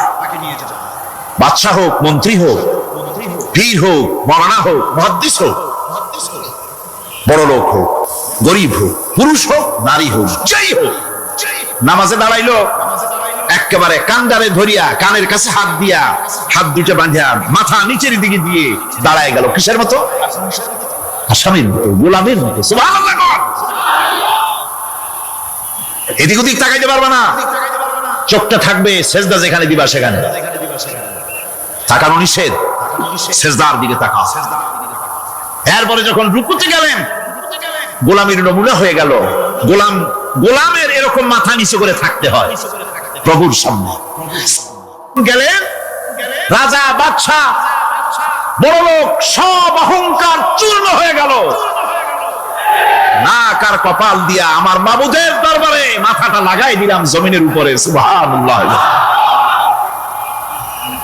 আমি আমার ভাষায় বলি, আমি আমার ভাষায় কথাটা এভাবে বলি, এই জমিনটা যদি কাগজ হয় আর আমার নাকটার কপালটা যদি কলম হয়, তাহলে আমি যে গোলাম দৈনিক 5 বার আমার নাকার কপাল দিয়া জমিন নামক কাগজের উপরে দাস খতের উপরে দৈনিক 5 বার নাকার কপাল দিয়া সই করে দেই, আল্লাহ আমি তোমার গোলাম আর কারো গোলাম নই, আমি একমাত্র তোমার গোলাম।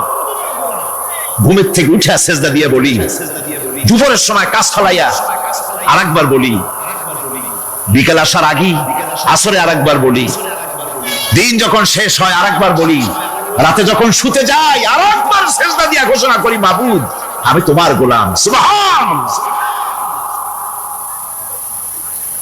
নামাজ হচ্ছে ইসলামের গণ্ডির মধ্যে প্রবেশের প্রমাণ। কোরআনে কারীম বলছে, ফাইন তাবু ওয়া আকামুস সালাতা ওয়া আতাউস যাকাতা ফাইখওয়ানুকুম ফিদ্দীন। সূরা তাওবা এসেছে। তারা যদি তওবা করে আর নামাজ কায়েম করে, যাকাত যদি আদায় করে, তাহলে এখন তোমাদের সে দ্বীনি ভাই, এখন ভাই হয়ে গেল। একটু আগে ছিল কাফের মুশরিক, এখন তোমার দ্বীনি ভাই। দ্বীনের গণ্ডির মধ্যে প্রবেশ করা, কলেমা পড়ার সাথে সাথেই নামাজ। নামাজ হচ্ছে দ্বীনের প্রধান গেট, দ্বীনের প্রধান তোরণ। দ্বীনের মধ্যে প্রবেশ করার জন্য এই গেট দিয়ে প্রবেশ করতে হবে। সুতরাং এই নামাজের এতই গুরুত্ব দেওয়া হয়েছে। ইসলাম যদি ক্ষমতায় আসে, আল্লাহ যেন এনে দেন, জোরে কোন আমিন। ইসলাম যদি ক্ষমতায় এসে যায়, রব্বুল আলামিন তাফসীরে মাহফিল কোরআন সামনে নিয়ে আশা করে তোমার দরবারে দোয়া করি, এই বিশাল জনসমুদ্রের দোয়া কবুল করো মাবুদ গো, এই বাংলাদেশকে ইসলামের দেশ বানাইয়া দাও। দেশটা যদি ইসলামের হয়ে যায়, আইন যদি আল্লাহর হয়, শাসন যদি সৎ লোকেরা করে, রব্বুল আলামিন কোরআন শরীফে বলেন, তাহলে তারা 4টা কাজ করবে। আল্লাযীনা ইমাক্কান্নাহুম ফিল আরদ আকামুস সালাতা ওয়া আতাউজ যাকাত ওয়া আমারু বিল মা'রুফি ওয়া নাহাউ আনিল মুনকার। মুমিনরা ক্ষমতায় এসে প্রথম যে কাজটা করবে, প্রথমে ক্ষমতায় এসেই নামাজ বাধ্যতামূলক করবে। প্রথম কি? ওয়াজ নসিহতে অনুরোধ করা হবে না, বাবাজিরা আল্লাহর রাস্তায় নামাজটা পড়েন না। রেডিও এবং টেলিভিশনের মাধ্যমে রাষ্ট্রপ্রধান আদান করে দিবেন, যারা আকিল বালিগ সকলের জন্য নামাজ বাধ্যতামূলক, নামাজ পড়তেই হবে, এটা অর্ডার। বেলা যখন 1টা বেজে যাবে, বেলা যখন 1টা বাজবে, সমস্ত মসজিদে আজান শুরু হয়ে যাবে। আজানের সাথে সাথে অফিস, আদালত, কল কারখানা, ক্ষেত খামার, শিক্ষাঙ্গন সব ডেডলক হয়ে যাবে। আধা ঘন্টার জন্য বন্ধ হয়ে যাবে। যারা মুসলমান অফিসে, কলেজে, ইউনিভার্সিটিতে, সর্বত্র তারা নামাজের জন্য প্রস্তুতি নেবেন। আধা ঘন্টার ভিতরে নামাজ আর খানা সেরে আবার কলেজ চলবে, বিশ্ববিদ্যালয় চলবে, কল চলবে, কারখানা চলবে, ক্যান্টনমেন্ট চলবে, সেক্রেটারিয়েট চলবে, সব আপন গতিতে চলতে থাকবে। আল্লাহর রহমত, বরকত আকাশ থেকে নাজিল হয়ে যাবে। আর এই অর্ডার যে দেওয়া হবে, নামাজ পড়বেন, নামাজ পড়বেন সেখানে। থানায় যখন আজান হবে, থানায় আজান হয়ে গেছে, থানার স্টাফ, পুলিশ যারা আছে জামাতে খাড়া হয়ে যাবে, ইমামতি করবেন ওসি সাহেব। এসপির অফিসে এসপি সাহেব ইমামতি করবেন, ডিসি সাহেব তার অফিসে ইমামতি করবেন, মন্ত্রী সেক্রেটারিয়েট ইমামতি করবেন, প্রেসিডেন্ট বঙ্গভবন ইমামতি করবেন, বিশ্ববিদ্যালয়ের ভাইস চ্যান্সেলরের ইমামতিতে সে জায়গার মুসলমান ছাত্র ছাত্রী, শিক্ষক শিক্ষয়িত্রী এক জামাতে নামাজ আদায় করবে। এই যদি হয় চিত্র দেশের, অপরাধ থাকবে? থানায় ওসি সাহেব নিজেই যদি জামাতের ইমামতি করেন, এইভাবে নামাজ আদায় করেন পুলিশদের নিয়ে জামাতে, ঘুষ আর খাবে তারা? এসপি সাহেবের অফিসে, ডিসি সাহেবের অফিসে মন্ত্রীরা যদি ভাবে নামাজ কায়েম করে, তাহলে কি অন্যায় অপরাধ কিছু থাকবে সমাজে? থাকবে। সুতরাং নামাজ বাধ্যতামূলক করে দেওয়া হবে। নামাজ বাধ্যতামূলক, সকলকে নামাজ পড়তে হবে। নামাজ হচ্ছে অপকর্মের প্রতিবন্ধক। নামাজ পড়লে অন্যায় কাজ থেকে বাঁচার পথ। অন্যায় থেকে বাঁচাই কিসে? নামাজ। আল্লাহ রাব্বুল আলামিন বলেন, উতলু মা উহিয়া ইলাইকা মিনাল কিতাবি ওয়াকিমিস সালাত ইন্নাস সালাতা তানহা আনিল ফাহশাই ওয়াল মুনকার। হে নবী, এই কিতাব তেলাওয়াত করো, যা তোমার প্রতি অবতীর্ণ করা হয়েছে, এই কিতাব তেলাওয়াত করো আর নামাজকে প্রতিষ্ঠা করো। নিঃসন্দেহে নামাজ মানুষকে পাপাচার থেকে বাঁচায়া দেয়। অশ্লীলতা, পাপাচার থেকে মানুষকে বাঁচায় কে? জোরে চিল্লায় কোন কে? এই নামাজ মানুষকে অন্যায় কাজ থেকে বাঁচায় দেয়। নামাজ যে মানুষকে অন্যায় কাজ থেকে বাঁচায়, কেমনে বাঁচায়? আমরা যে নামাজ পড়ি, এই নামাজে তো আমাদেরকে অন্যায় কাজ থেকে বাঁচাইতে পারে না। নামাজি বহুত মানুষ আছে অন্যায় করে, করে কিনা? করে না? করে না? করে।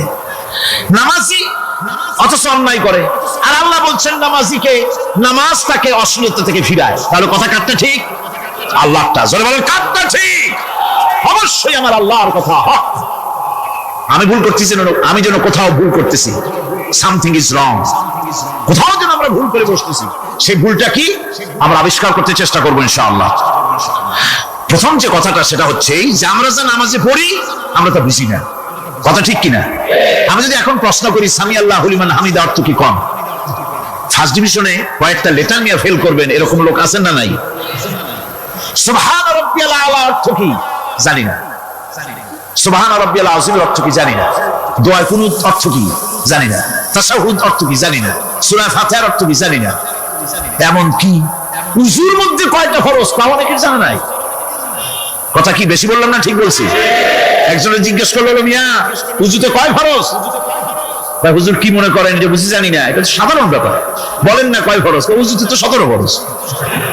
কি কি কয়? হাত ধোয়া, পাও ধোয়া, মুখ ধোয়া, নাক ধোয়া, চোখ ধোয়া, জিহ্বা ধোয়া, মাথা ধোয়া। বলতে বলতে গুনে দেখা গেল প্রায় 19টার মতো বলছে। বলা হলো, মিয়া বললেন আপনি উযুতে ফরজ 17টা, কইলেন আপনি 19টা। কয় হুজুর জানি আরো, বলি না আপনাদের ভয় তো। উযু জানে না, নামাজ জানে না, তাকে এই নামাজ কেমনে ফিরাবে অন্যায় কাজ থেকে? কথা বুঝতে পেরেছেন? নামাজ আল্লাহু আকবার বললাম, এরপরে সানা পড়লাম, তারপরে সূরা ফাতিহা পড়লাম। সূরা ফাতিহার ভিতরে যে সমস্ত কথাগুলি বললাম সেই কথাগুলি বুঝি না, কি বলেছি তাও জানি না। এরপরে সুবহান রাব্বিয়াল আলা বলেছি, সুবহান রাব্বিয়াল আযীম বলেছি, সামি আল্লাহু লিমান হামিদা বলেছি, অর্থ কি জানি না। আল্লাহ তা শুনতে পান, যে ব্যক্তি আল্লাহর প্রশংসা করেন তিনি তা শুনতে পান। নামাজের মধ্যে আইডিয়া দেওয়া হচ্ছে, তুমি যে আল্লাহর জন্য নামাজ পড়তেছো, প্রশংসা করতেছো, এটা এমন নয় যে আল্লাহ পাক দেখছেন না বা শুনতেছেন না। তুমি যা বলতেছো, প্রশংসা করতেছো, আল্লাহ পাক তা শুনতে পাচ্ছেন। সামি আল্লাহু লিমান হামিদা, সুবহান রাব্বিয়াল আলা। আমি মহান সর্বশ্রেষ্ঠ আল্লাহ রাব্বুল আলামিনের পবিত্রতা ঘোষণা করছি, আমি তার প্রশংসা করছি। সূরা ফাতিহার কি আমরা বলি আপনারা ব্যাখ্যা দেখে বুঝে নিয়েন, সেগুলি আমি এখানে বলে বাকি কথা সব শেষ করতে পারবো না।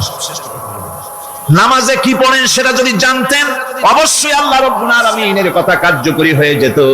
ইন্নাস সালাতা তানহা আনিল ফাহশাই ওয়াল মুনকার। নামাজ মানুষকে পাপের কাজ, অশ্লীলতা থেকে ফিরাতে পারে। আল্লাহ ইন্না বসাইছেন, নিশ্চয়ই, বেশক, অবশ্যই নামাজ পাপ থেকে ফিরাবে। কিন্তু কেমনে ফিরাবে নামাজ তো বুঝি না। নামাজ তো বুঝি না, খালি সেজদা দেয় জনমের মধ্যে। আর সেজদা কি? নামাজে যদি দেখে ইমাম দেরি করতেছে, আত্মাহিয়াত পড়তে দেরি হয়ে যাচ্ছে, পিছন থেকে সিগন্যাল মারে, ঠিক কিনা? বেয়াদব, বেয়াদব। তোমার নামাজ, তোমার আত্মাহিত আগে শেষ হয়েছে, তাতে কি হয়েছে? চুপ করে বসে থাকো। ইমামকে কাশি দিয়ে সতর্ক করার অধিকার তোমার নাই। যদি ইমামকে সতর্ক করার জন্য কাশি দিয়ে থাকো, তোমার নামাজ ফাসেদ হয়ে যাবে। এটা ফাজলামি করার জায়গা না, এটা নামাজ। এর নাম কি? ধীরে সুস্থে নামাজ পড়তে হবে। অনেকে মসজিদটা মনে করে জেলখানা, ঢুকতে যত দেরি, বেরোতে পারলে যেন বাসে যান ছটফট করে। সিনেমার মধ্যে গিয়ে ঘন্টার পর ঘন্টা বসে থাকে, খারাপ লাগে না? মসজিদে কেরাত যদি একটু লম্বা পড়ে, পিছনে বসে খালি কি যে করে, মনে মনে বলতে থাকে যে ইমাম এমন কাঁচা ছাড়া ছাড়ি না। আর গান যখন শোনে শুনতেই থাকে, কত মজা, ঘুম আসে না। নাউযুবিল্লাহ। সুতরাং নামাজে কি পড়েন সেটা আপনাকে বুঝতে হবে। সঠিকভাবে নামাজ পড়ার পরও যদি কোন মানুষের সঠিকভাবে, ভালো করে শোনেন, সঠিকভাবে নামাজ পড়ার পরেও যদি কোনো মানুষ পাপের থেকে না ফেরে, তাহলে বুঝতে হবে একথা, পানি আর সাবান দিয়া কাপড় ধুলে কাপড়ের ময়লা যাবে, কিন্তু পানি আর সাবান দিয়া কয়লা জনমের মতো ধুইলেও কয়লার ময়লা যাবে না। কারো বুঝে আসছে? এর থেকে আর উত্তম দৃষ্টান্ত আমার কাছে নাই। নামাজ পড়ার পরেও যদি চরিত্র ভালো না হয়, বুঝতে হবে নামাজ হচ্ছে না, কাঙ্ক্ষিত মানের নামাজ আদায় হচ্ছে না। আল্লাহর নবী বলেছেন, যার নামাজ পাপ কাজ হতে ফিরাতে পারলো না, তার নামাজ নামাজি নয়। আবার শুনুন, রাসূল বলছেন, যার নামাজ তাকে পাপের কাছ থেকে ফিরাতে পারলো না, তার নামাজ নামাজ নয়, ওইটা নামাজ হয় নাই, যার জন্য তার পাপ থেকে তারে ফিরাইতে পারছে না। আর কিয়ামতের দিন বেনামাজিরা সবচেয়ে বেশি অপমানিত হবে। সবচেয়ে বেশি অপমানিত হবে কারা? বেনামাজিরা। কিভাবে? يوم يكشف عن ساق ويدعون إلى السجود فلا يستطيعون। সেদিন কঠিন সময় আল্লাহ রাব্বুল আলামিন লোকদেরকে সিজদা করার জন্য বলবেন, কিন্তু যারা বেনামাজি ছিল দুনিয়ায়, তারা সিজদা দিতে পারবে না। বলেন নাউযুবিল্লাহ। অবস্থাটা কি হবে? খাশিআতান আবসারুহুম তারহাকুহুম যিল্লাহ। তাদের দৃষ্টি নিচু হবে, লাঞ্ছনা এবং অপমান তাদের উপরে চেপে বসবে, সিজদা দিতে পারবে না। আল্লাহ আমাদেরকে ক্ষমা করুন। কিয়ামতের দিন হযরত আদম আলাইহিস সালাম থেকে শুরু করে পৃথিবীর সমস্ত মানুষের সামনে আল্লাহ রাব্বুল আলামিন সিজদা করার জন্য অর্ডার করবেন। যারা নাকি বেনামাজি, ওরা আল্লাহর দরবারে সেদিন সিজদা দিতে পারবে না, লাঞ্ছিত অপমানিত হবে। জোরে বলেন নাউযুবিল্লাহ। নামাজ, মুমিনের নামাজ একরকম, মুনাফিকের নামাজ হলো আরেক রকম। মুনাফিকরাও নামাজ পড়ে, পড়ে কিনা কোন? মুনাফিকেরাও নামাজ পড়ে। মুনাফিকেরা যখন নামাজ পড়তে যায়, আল্লাহ রাব্বুল আলামিন বলতেছেন, ওয়া ইযা কামু ইলাস সালাতি কামু কুসালা। মুনাফিকেরা যখন নামাজ পড়তে দাঁড়ায়, নামাজে আসে ঠিক তারা, কিন্তু নামাজের জন্য দাঁড়ায় খুব শৈথিল্য ভারে, শৈথিল্য ভাবে দাঁড়ায়, কাহিলি সুস্তি, এ জায়গা চুলকায়, পায়জামা ধরে টান দেয়, টুপিটা ঘুরায়, এদিক ওদিক তাকায়। মুনাফিকের নামাজ দেখলেই ঠিক পাওয়া যায় যে বেটা মুনাফিক। এইভাবে সে দাঁড়ায়। তার নামাজটা কি জন্য? ইউরাউনান নাসা ওয়া লা ইয়াযকুরুনাল্লাহা ইল্লা কালিলা। তাদের নামাজ হচ্ছে মানুষকে দেখাবার নামাজ। নাউযুবিল্লাহ। এখন দেখবেন এই মৌসুম আসছে, নামাজের মৌসুম, বেনামাজিদের নামাজের মৌসুম। জনসভা হচ্ছে, নির্বাচন আসতেছে, নামাজে রক্ত হয়ে গেছে, তাড়াতাড়ি আজান হয়ে গেল। টুপি না থাকলে রুমাল একটা মাথায় দিল, উযু আছে কিনা আছে, আল্লাহু আকবার, যা আছে কপালে হয়ে যাক। মানুষকে দেখাবার জন্য এরা নামাজ পড়ে। এরা আল্লাহর শরণার্থে নামাজ খুব কম লোকই করে। এরা হচ্ছে মুনাফিক। দুনিয়া এবং আখিরাতে কল্যাণের জন্য একমাত্র মাধ্যম হচ্ছে নামাজ। দুনিয়া যদি কল্যাণ চাই, আখিরাতেও যদি কল্যাণ চাই, তাহলে এর জন্য কি করতে হবে? কি করতে হবে? আমার কথা নয়, আল্লাহ রাব্বুল আলামিনের কথা শুনুন।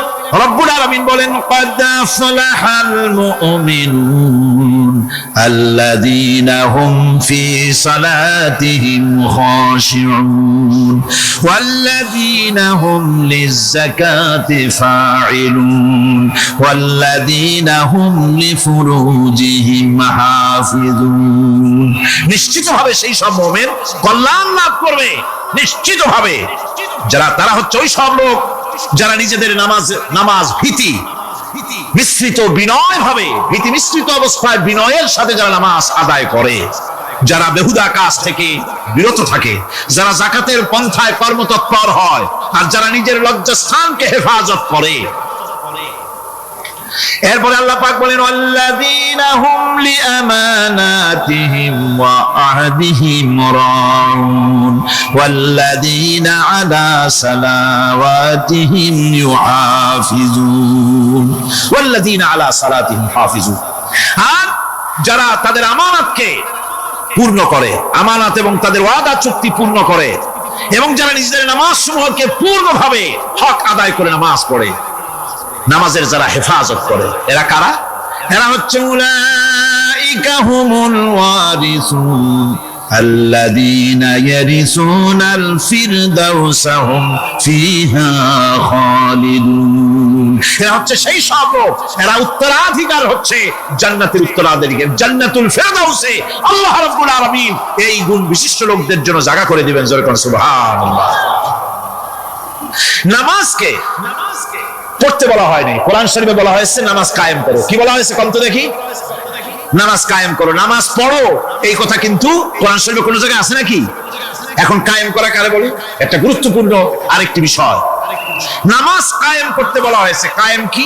কায়েমটা হচ্ছে দৃষ্টান্ত স্বরূপ বলা যায় যে জিনিসটা সমাজে প্রতিষ্ঠিত আছে ওইটারে বলে কায়েম হওয়া, আর যেটা প্রতিষ্ঠিত নাই ওটা কায়েম নাই। কায়েম মানে হলো প্রতিষ্ঠিত থাকা। যেমন আমাদের দেশে, আমাদের সমাজে নারী পুরুষ শিশু বৃদ্ধ সকলেই কাপড় পরা, শাড়ি পরা, লুঙ্গি পরা, এই কাপড় পরাটা কায়েম আছে, প্রতিষ্ঠিত আছে না নাই? যার কারণে কাপড় পরা সমাজে কায়েম আছে বলে উলঙ্গ মানুষ সমাজে খুঁজে পাওয়া যায় না, পাগল ছাড়া। ঠিক কিনা? একটা বাচ্চাকেও যদি উলঙ্গ হতে বলেন এখানে 5 বছর 6 বছর একটা বাচ্চাকেও, সে কিন্তু রাজি হবে না। ঠিক কিনা?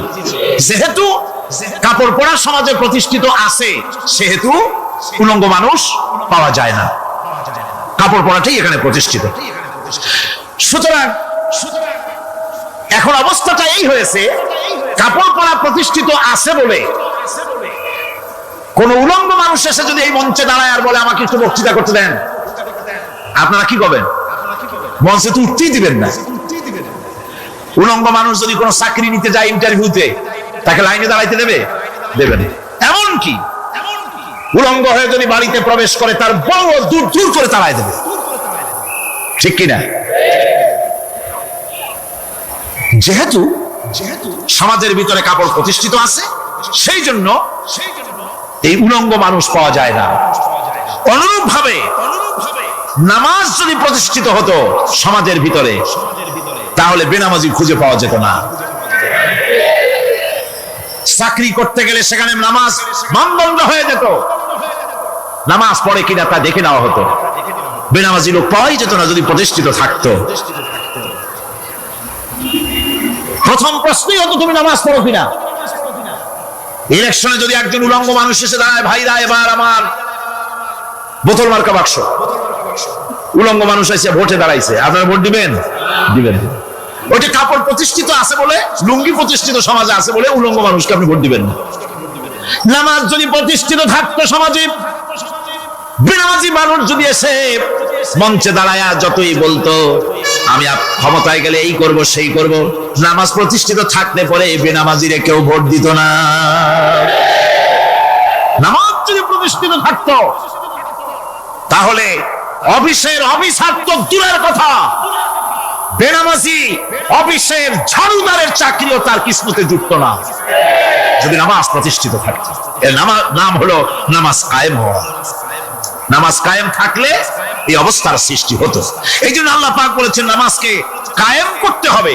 নামাজ হবে সব ভালো কাজের মানদণ্ড। সমস্ত ভালো কাজের মানদণ্ড কি? নামাজ। নামাজ আমাদেরকে বড় রকমের শিক্ষা দেয়। কি শিক্ষা দেয়? নামাজ আমাদের শিখায় ঐক্য আর ভ্রাতৃত্ব, ভ্রাতৃত্বের আর ঐক্যের শিক্ষা দেয়। এক নেতার আনুগত্য করা শিখায়। জামাত যত বড় হোক, ইমাম হবে কয়জন? একজন ইমাম হবে। আর এই ইমাম মানে কি? নেতা। ইমাম মানে কি? নেতা নির্বাচন শিখায় নামাজে। নেতা নির্বাচন কে শিখায়? নামাজ শিখায়। বোঝেন খুব ভালো করে। কিভাবে? মনে করুন চট্টগ্রাম শাহী মসজিদে ইমাম প্রয়োজন। এখন সেই ইমাম নেওয়ার জন্য ইন্টারভিউ কল করা হলো, বিজ্ঞাপন দেওয়া হলো পত্রিকায়। অনেক আলেম আসলেন, ইন্টারভিউ বোর্ডে যারা বসলেন তারা ইন্টারভিউটা কিভাবে নেবেন? যার মাথার চুল লম্বা বেশি তার ইমামতি দেওয়া হবে, যার লুঙ্গিটা পায়ের গিরার তলে তারে দেওয়া হবে, যার মোষটা মুখের মধ্যে গিয়া ঢুকছে, হাসি দিলে বুঝাই যায় না হাসে না কান্দে, তারে দিবে। দাড়িগুলা কামাইছে তারে দেবে। সিগারেট খায় বা অবশ্য চট্টগ্রাম আর সিলেটে সিগারেটের ফতোয়া ভিন্ন রকম। বরিশালে আমি যেখানে জন্মগ্রহণ করেছি, আমার এলাকায় কোনো আলেম যদি সিগারেট খায়, মসজিদের ইমাম তো ভালো, মসজিদ ঝাড়ু দিতেও ঢুকতে দেবে না মসজিদে। এটা এই এলাকার এক রকমের কায়দা। আমি তার ব্যাপারে কথা নাইবা বললাম। তো আপনারা খুঁজে দেখবেন সে সিনেমা দেখে নাকি, মিথ্যা কথা বলে নাকি, বড় পর্দায় থাকে নাকি। এগুলি মাইক্রোস্কোপ যন্ত্র দিয়ে ইমামের মাথা থেকে পা পর্যন্ত দেখবেন কিনা কোন। আচ্ছা এবার কোন তো দেখি এই ইমাম সাহেব ইমামতি করবে কতজন লোকের? 500, 1000, শাহী মসজিদে ধরেন 5000 লোক হইল, 5000 লোক, 5000 লোকের ইমাম নির্বাচনের সময় পা থেকে শুরু করে মাথা পর্যন্ত দেখেন, এমনকি বউ পর্যন্ত। বৌমনি আনিয়ে দেখেন না, পর্দায় থাকে কিনা এইটা আপনারা দেখেন, ঠিক কিনা? এই খবরটা নেন। 5000 লোকের একটা ইমাম বানাতে গিয়ে মাইক্রোস্কোপ যন্ত্র দিয়ে দেখেন মোষ কেমন, দাড়ি কেমন, চুল কেমন, পাও কেমন, হাত কেমন, হাতে নখ লম্বা কিনা, দাঁতে ছাতা কিনা, বউ পর্দায় থাকে কিনা, মিথ্যা কথা কয় কিনা, এত দেখেন। আর যখন নির্বাচন আসে তখন 2.5 থেকে 3 লক্ষ মানুষের জন্য একজন এমপি নির্বাচিত হয়। সেই ইমামকে বাছাই করার জন্য নামাজ পড়ে কিনা, জিনাকার কিনা, মদখোর কিনা, সুদখোর কিনা, ঘুষখোর কিনা, বদমাশ কিনা বাছাই করা হয় না।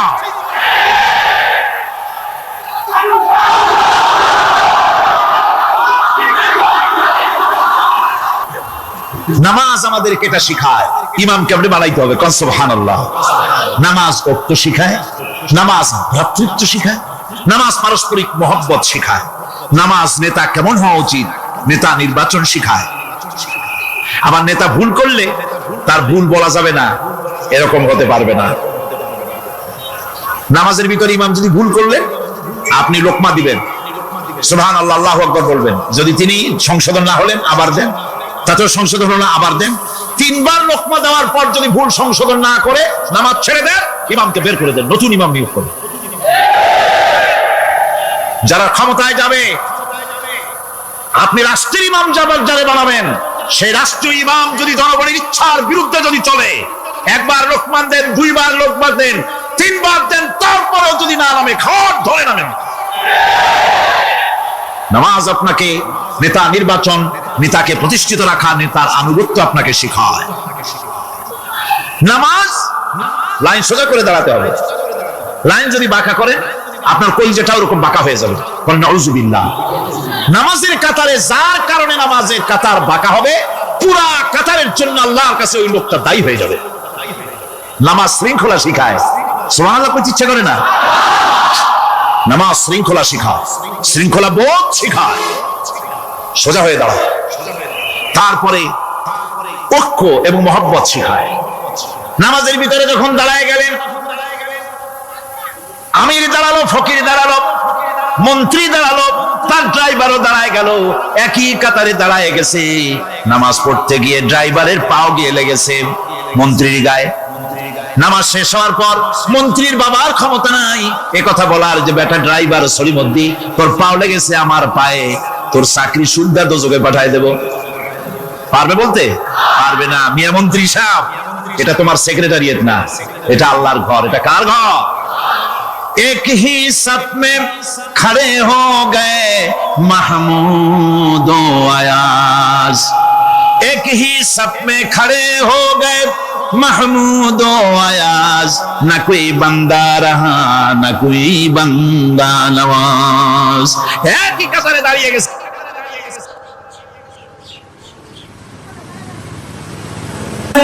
কোরআনে কারীমের মধ্যে আল্লাহ পাক এই পৃথিবীর মুখে যারা আরামের টাটকা সুখগুলি, আরামগুলি যারা বর্জন করে আল্লাহ রাব্বুল আলামিনকে বিশ্বাস করে যারা জীবন পরিচালনা করেছে, আল্লাহ পাক তাদের জন্য জান্নাত রেখেছেন এবং তাদের জন্য বলছেন সাবিকু ইলা মাগফিরাতিন মির রাব্বিকুম ওয়া জান্নাতিন আরদুহা কা'আরদিস সামাই ওয়াল আরদ উইদ্দাত লিল্লাযীনা আমানু বিল্লাহি ওয়া রাসূলিহি। আল্লাহ পাক বলেন প্রতিযোগিতা করো আল্লাহর মাগফিরাত কামনার জন্য আর জান্নাতে যাওয়ার জন্য প্রতিযোগিতা করো, আল্লাহর রহমত পাওয়ার জন্য সৎ কাজের প্রতিযোগিতা করো, তাহলে আল্লাহ রাব্বুল আলামিন তোমাদেরকে ক্ষমা করবেন আর তোমাদের জন্য এমন জান্নাত দিবেন যেই জান্নাত আকাশের বিশালতার জমিনের বিশালতার মতো। এই বিরাট জান্নাত তোমাদেরকে দিবেন। এই জান্নাত চিরস্থায়ী সুখ এবং শান্তি জায়গা হবে। মাসালুল জান্নাতিল্লাতী উইদাল মুত্তাকুন ফিহা আনহারুম মিন মাইন গায়রি আসিলিন ওয়া আনহারুম মিন লাবানিন লাম ইয়াতাগায়্যার তা'আমুহু। আল্লাহ পাক বলছেন জান্নাত আল্লাহ পাক ওয়াদা করেছেন মুত্তাকিদের জন্য আল্লাহ পাক জান্নাত দিবেন, যে জান্নাতের ভিতরে রয়েছে মধুর প্রস্রবণ, রয়েছে দুধের প্রস্রবণ, রয়েছে সেখানে স্বচ্ছ পানীয় পানির প্রস্রবণ রয়েছে। এই সুন্দর জান্নাত ঝর্ণা ধারা আল্লাহ পাক সৃষ্টি করেছেন, বাগ বাগিচা দিয়ে ভরে রেখেছেন জান্নাত। সেই জান্নাতে জান্নাত হবে এয়ার কন্ডিশন, রোদ্রের তাপ হবে না সেখানে, রোদ্রের খরক তাপ হবে না সেখানে, ঠান্ডার প্রচন্ডতা থাকবে না। কিরকম হবে জায়গাটা? আল্লাহ পাক বলছেন মুত্তাকিনা আলাল আরাইকি লা ইয়ারাউনা ফিহা শামসান ওয়ালা জামহারিরা ওয়া দানিয়াতান আলাইহিম যিলালুহা ওয়া দুল্লিলাত কুতুফুহা তাযলিলা। আল্লাহ পাক এমন জান্নাত রেখেছেন, সেই আল্লাহ পাক সেই জান্নাতের ভিতরে জান্নাতীরা ঠেস লাগায়া মুখোমুখি অবস্থায় তারা সেখানে বসবে, আর জান্নাতীদের মনের মধ্যে কোনো দুঃখ থাকবে না, পেরেশানি থাকবে না। পৃথিবীতে মানুষের দুঃখ থাকে, পেরেশানি থাকে, সেখানে কোনো দুঃখ আর পেরেশানি থাকবে না। সেই জায়গাটা হবে শীতাতপ নিয়ন্ত্রিত, না শীত না গরম, চির বসন্ত বিরাজ করবে, জান্নাতীরা সেখানে থাকবে। এই সুন্দর জান্নাত আল্লাহ পাক রেখেছেন মুত্তাকিদের জন্য। সুবহানাল্লাহ। কাফেরদের জন্য জান্নাত হবে, জাহান্নাম হবে চিরকাল, খালিদিনা ফিহা আবাদান, চিরকাল কাফেরেরা জাহান্নামে থাকবে। সর্বশেষ যে ব্যক্তি জাহান্নাম থেকে মুক্তি লাভ করবে তাকে আল্লাহ পাক বলবেন, ফেরেশতাদেরকে বলবেন, আমার ফেরেশতারা আমার এই বান্দাকে জান্নাত এবং জাহান্নামের মাঝখানে রেখে দাও। জান্নাত এবং জাহান্নামের মাঝখানে লোকটি যখন থাকার জায়গা পাবে সে জান্নাতের দিকে তাকায়া দেখবে আর কাঁদতে থাকবে। আল্লাহ পাক জিজ্ঞেস করবেন, বান্দারে যুগের পর যুগ ধরে জাহান্নামে কেঁদেছো, আমি রব্বুল আলামিন জাহান্নাম মাফ করে দিয়া জান্নাত জাহান্নামের মাঝখানে রেখে দিয়েছি, আযাব থেকে তো বেঁচে গেছো, এখন কাঁদো কেন? লোকটি বলবে, রব্বুল আলামিন কাঁদি এই কারণে, জাহান্নাম থেকে মাফ করেছো, তোমার শুকরিয়া আদায় করি। জান্নাত তো আমার কপালে নাই, কিসমতে নাই, কিন্তু জান্নাত আমি এখান থেকে দেখতে পাচ্ছি, জান্নাতের সুঘ্রাণ আমার নাকে আসতেছে, কপালে নাই যাওয়ার। আমি কাঁদি এই জন্য, তুমি যদি মেহেরবানি করে আমাকে জান্নাতের দরজার কাছে একটু দাঁড় করায় দিতা, প্রাণ ভরে তোমার জান্নাতের দৃশ্যটা একটু দেখতাম। আল্লাহ পাক তার আরজি পূরণ করবেন, বলবেন যাও, ফেরেশতাদের বলবেন এর জান্নাতের দরজার কাছে দাঁড় করায় দাও।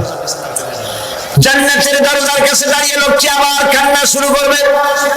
আল্লাহ পাক প্রশ্ন করবেন, আবার কান্দ কেন?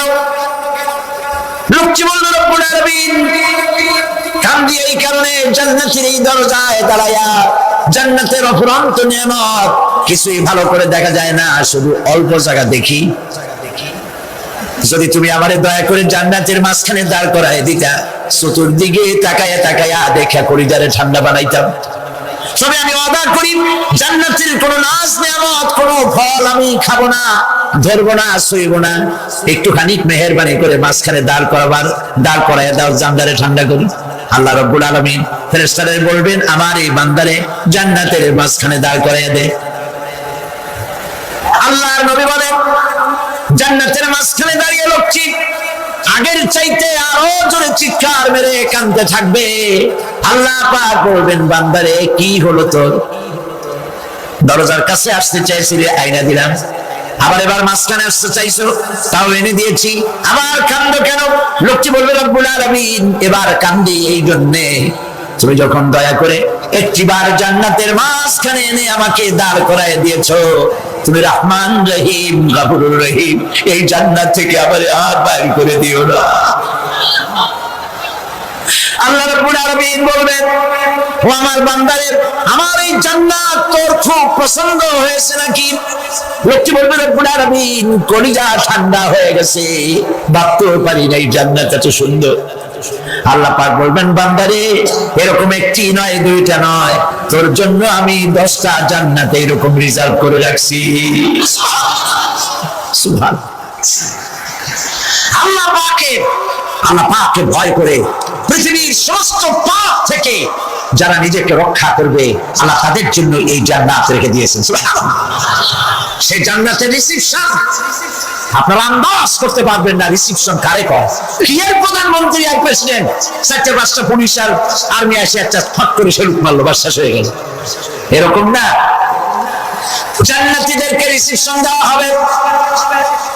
জান্নাতীরা যখন আল্লাহর হুকুমে জান্নাতের দিকে যেতে লাগবে, আর যখন জান্নাতের কাছে চলে যাবে আল্লাহ রাব্বুল আলামিন শোনায় দিচ্ছেন হাত্তা ইযা জাউহা ফুতিহাত আবওয়াবুহা ওয়া ক্বালা লাহুম খাযানাতুহা সালামুন আলাইকুম তিবতুম ফাদখুলুহা খালিদিন। সুবহানাল্লাহ। জান্নাতীরা যখন জান্নাতে প্রবেশ করার দরজার মুখোমুখি হবে, দ্বার রক্ষীগণ তখন বলবে সালামুন আলাইকুম, আল্লাহর শান্তি তোমাদের উপরে বর্ষিত হোক। সুবহানাল্লাহ। দুনিয়ার চাক্কা সুখগুলি 2 পা দিয়ে ছেড়ে দিয়েছো, চাক্কা সুখগুলি গ্রহণ করো নাই, হারাম খাও নাই, আল্লাহর দ্বীন কায়েমের জন্য রক্ত দিয়েছো, জীবন দিয়েছো, কষ্ট করেছো, আল্লাহকে ভয় করেছো, আমাদের সালাম গ্রহণ। মানুষের দুঃখ দেখে কাঁদে এই প্রাণ, কাঁদে এই প্রাণ, অসহায় মানুষের কান্না মুসলিম কিভাবে হাসো। যদি আল্লাহকে পেতে চাও তবে কোরআনকে ভালোবাসো, যদি জান্নাতে যেতে চাও তবে কোরআনকে ভালোবাসো। সকলে বলেন তো আল্লাহকে পেতে চাই কি চাই না? আমরা যদি আল্লাহকে পেয়ে যাই জান্নাতের জন্য কোনো টেনশন করা দরকার আছে? আল্লাহ যদি আমাদের জন্য হয়ে যান, জান্নাত তো আল্লাহ পাকের একটা নিয়ামত মাত্র। এই জন্য আল্লাহকে পাওয়ার জন্য আমাদের চেষ্টা করতে হবে, আর এর মাধ্যম হচ্ছে মহাগ্রন্থ আল কোরআনুল কারীমকে এটা মেনে নেওয়ার সিদ্ধান্ত গ্রহণ করতে হবে। ঠিক কিনা বলেন? রব্বুল আলামিন সূরাতুত তাহার 124 থেকে 26 নম্বর আয়াতে কারিমার মধ্যে আল্লাহ তাআলা বললেন, যারা আমার স্মরণ থেকে যারা গাফিল থাকবে তাদের জীবনকে আমি জাগতিক জিন্দেগি তাদের জন্য আমি সংকুচিত করে আনবো, সংকীর্ণ করে দেব, এবং ময়দানে মহাসারে যখন তাদেরকে আমি উঠাবো তাদেরকে তখন আমি অন্ধ করে উঠাবো।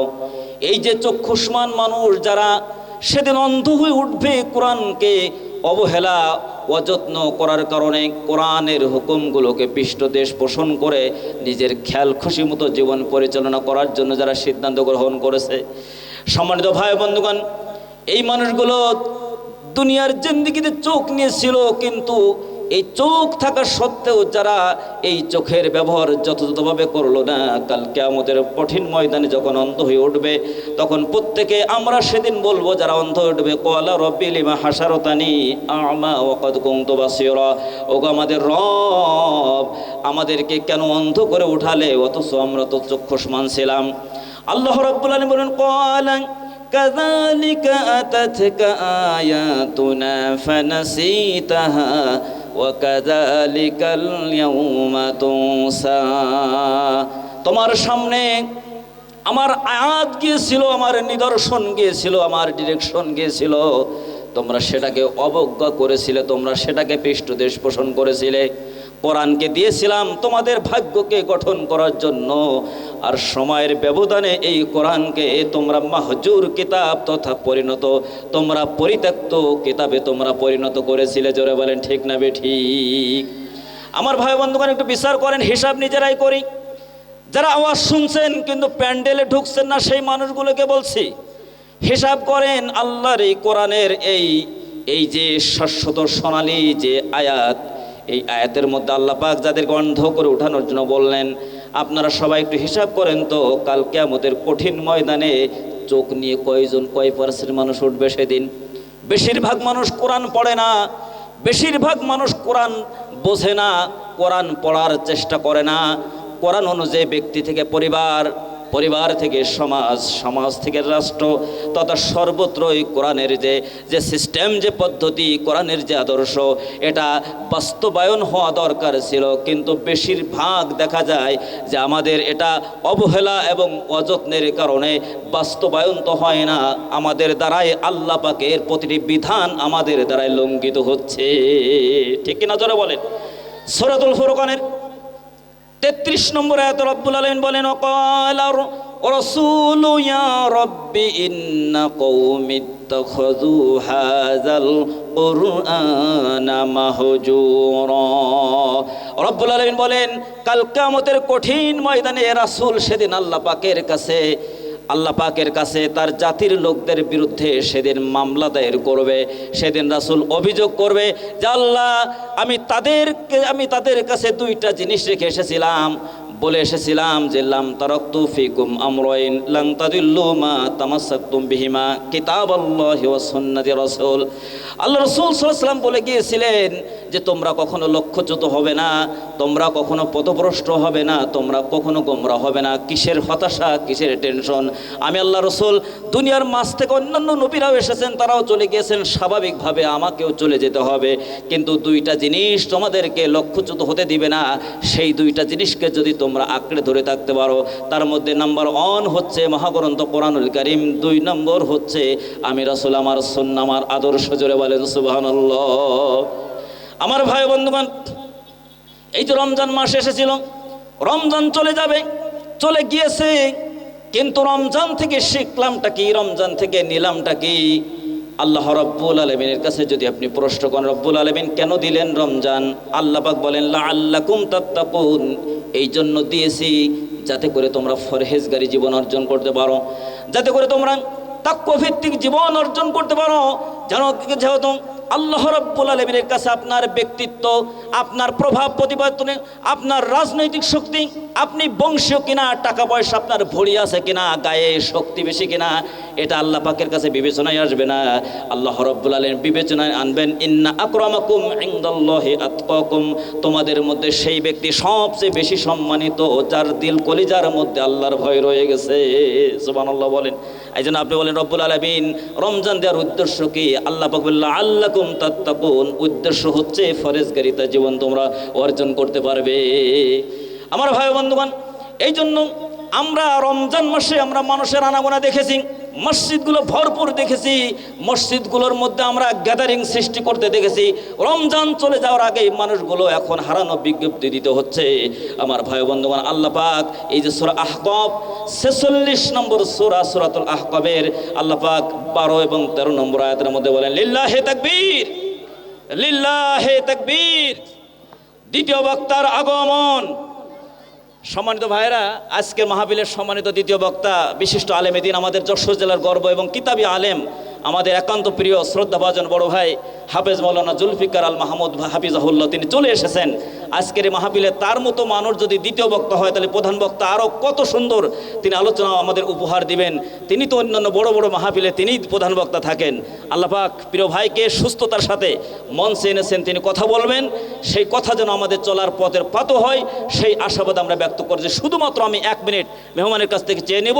আমি আপনাদেরকে যে অর্থটা শোনাই দিচ্ছি সেটি হচ্ছে, আল্লাহ রাব্বুল আলামিন আমাদেরকে বলছেন, এই যে আমরা ধাবিত হচ্ছিলাম, আমরা মসজিদমুখী হয়েছিলাম, দিনমুখী হয়েছিলাম, আমাদেরকে যদি কুঠার মারা হতো, মসজিদ থেকে আমাদেরকে সরানো যায় নাই, আমরা মসজিদের দিকে ধাবিত হয়েছি, ফজরের নামাজও কাজা হয় নাই। এই যে আল্লাহ পাককে আমরা রব হিসেবে স্বীকার করে নিয়েছিলাম।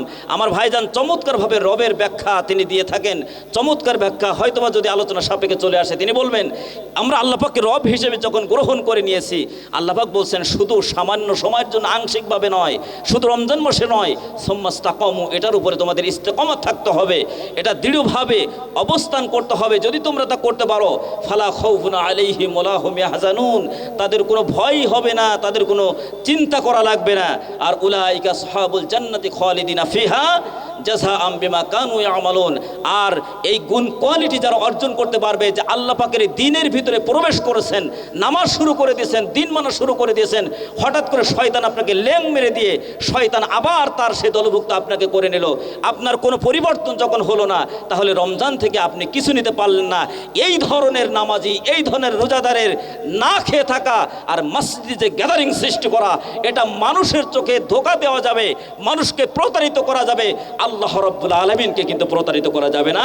ওহুয়া খাদিউহুম, বরঞ্চ আমরা নিজেরাই নিজেদেরকে প্রতারিত করছি। যারা বলে ঠিক না বে ঠিক।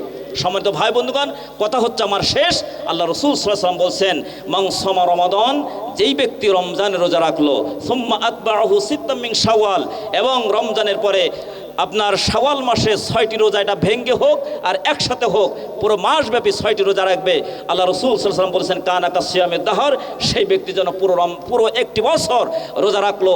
অর্থাৎ পুরো একটি বছর রোজা রাখলে যে সব হতো, আল্লাহ রাব্বুল আলামিন শাওয়াল মাসে 6টি রোজা রাখার মধ্য দিয়ে আল্লাহ পাক সেই সব আমাদের সকলকে দান করবেন। জোরে বলেন সুবহানাল্লাহ। এই জন্য অনুরোধ করব, আমরা রমজান মাস পেয়েছি, 30টি রোজা যারা রেখেছি, শাওয়াল মাসের মধ্যে আমরা 6টি রোজা ইনশাআল্লাহ সম্পন্ন করার জন্য চেষ্টা করব। আল্লাহ তাআলা আমাদের সকলকে যে কথাগুলো হয়েছে, যে কথাগুলো হবে, বাস্তব জীবনে আমল করার তৌফিক দান করে। সকলে বলেন আমিন। আরো জোরে বলেন আমিন। আখির দাওয়ানা আনিল হামদুলিল্লাহি রাব্বিল আলামিন। আসসালামু আলাইকুম ওয়া রাহমাতুল্লাহি ওয়া বারাকাতুহু। আলহামদুলিল্লাহ, ধন্যবাদ প্রিয় ভাই ইমরান হোসেন সাইফিকে। খুব সংক্ষিপ্ত পরিসরে অত্যন্ত মূল্যবান এবং গঠনমূলক কথা বলছিলেন। সম্মানিত উপস্থিতি, এখন এ পর্যায়ে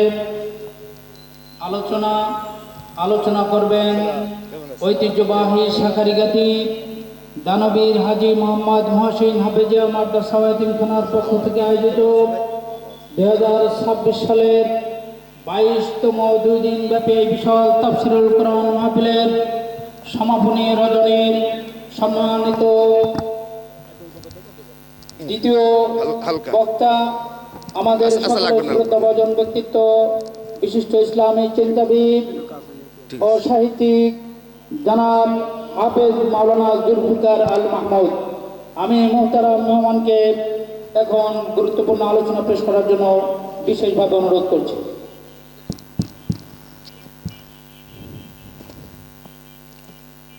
আসসালামু আলাইকুম ওয়া রাহমাতুল্লাহি ওয়া বারাকাতুহু। কোরআনে তাফসীর মাহফিলের প্যান্ডেলের মধ্যে এসে বসলে আমরা যে বরকত পাবো, ফজিলত পাবো, দোকানের মধ্যে বসে বিক্ষিপ্তভাবে বাইরে থেকে শুনলে ওই বরকত পাবো না। আর এই প্যান্ডেল তো আপনাদের জন্যই করা হয়েছে। একটু কষ্ট হলেও আমি আপনাদের অনুরোধ করছি যে এই মাহফিলের প্যান্ডেলের মধ্যে আমরা সুন্দর করে বসে যাই। আউযু বিল্লাহি মিনাশ শাইতানির রাজীম।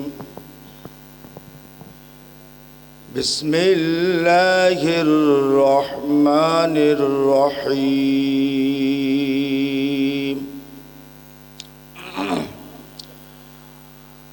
الذي خلق الموت والحياة ليبلوكم أيكم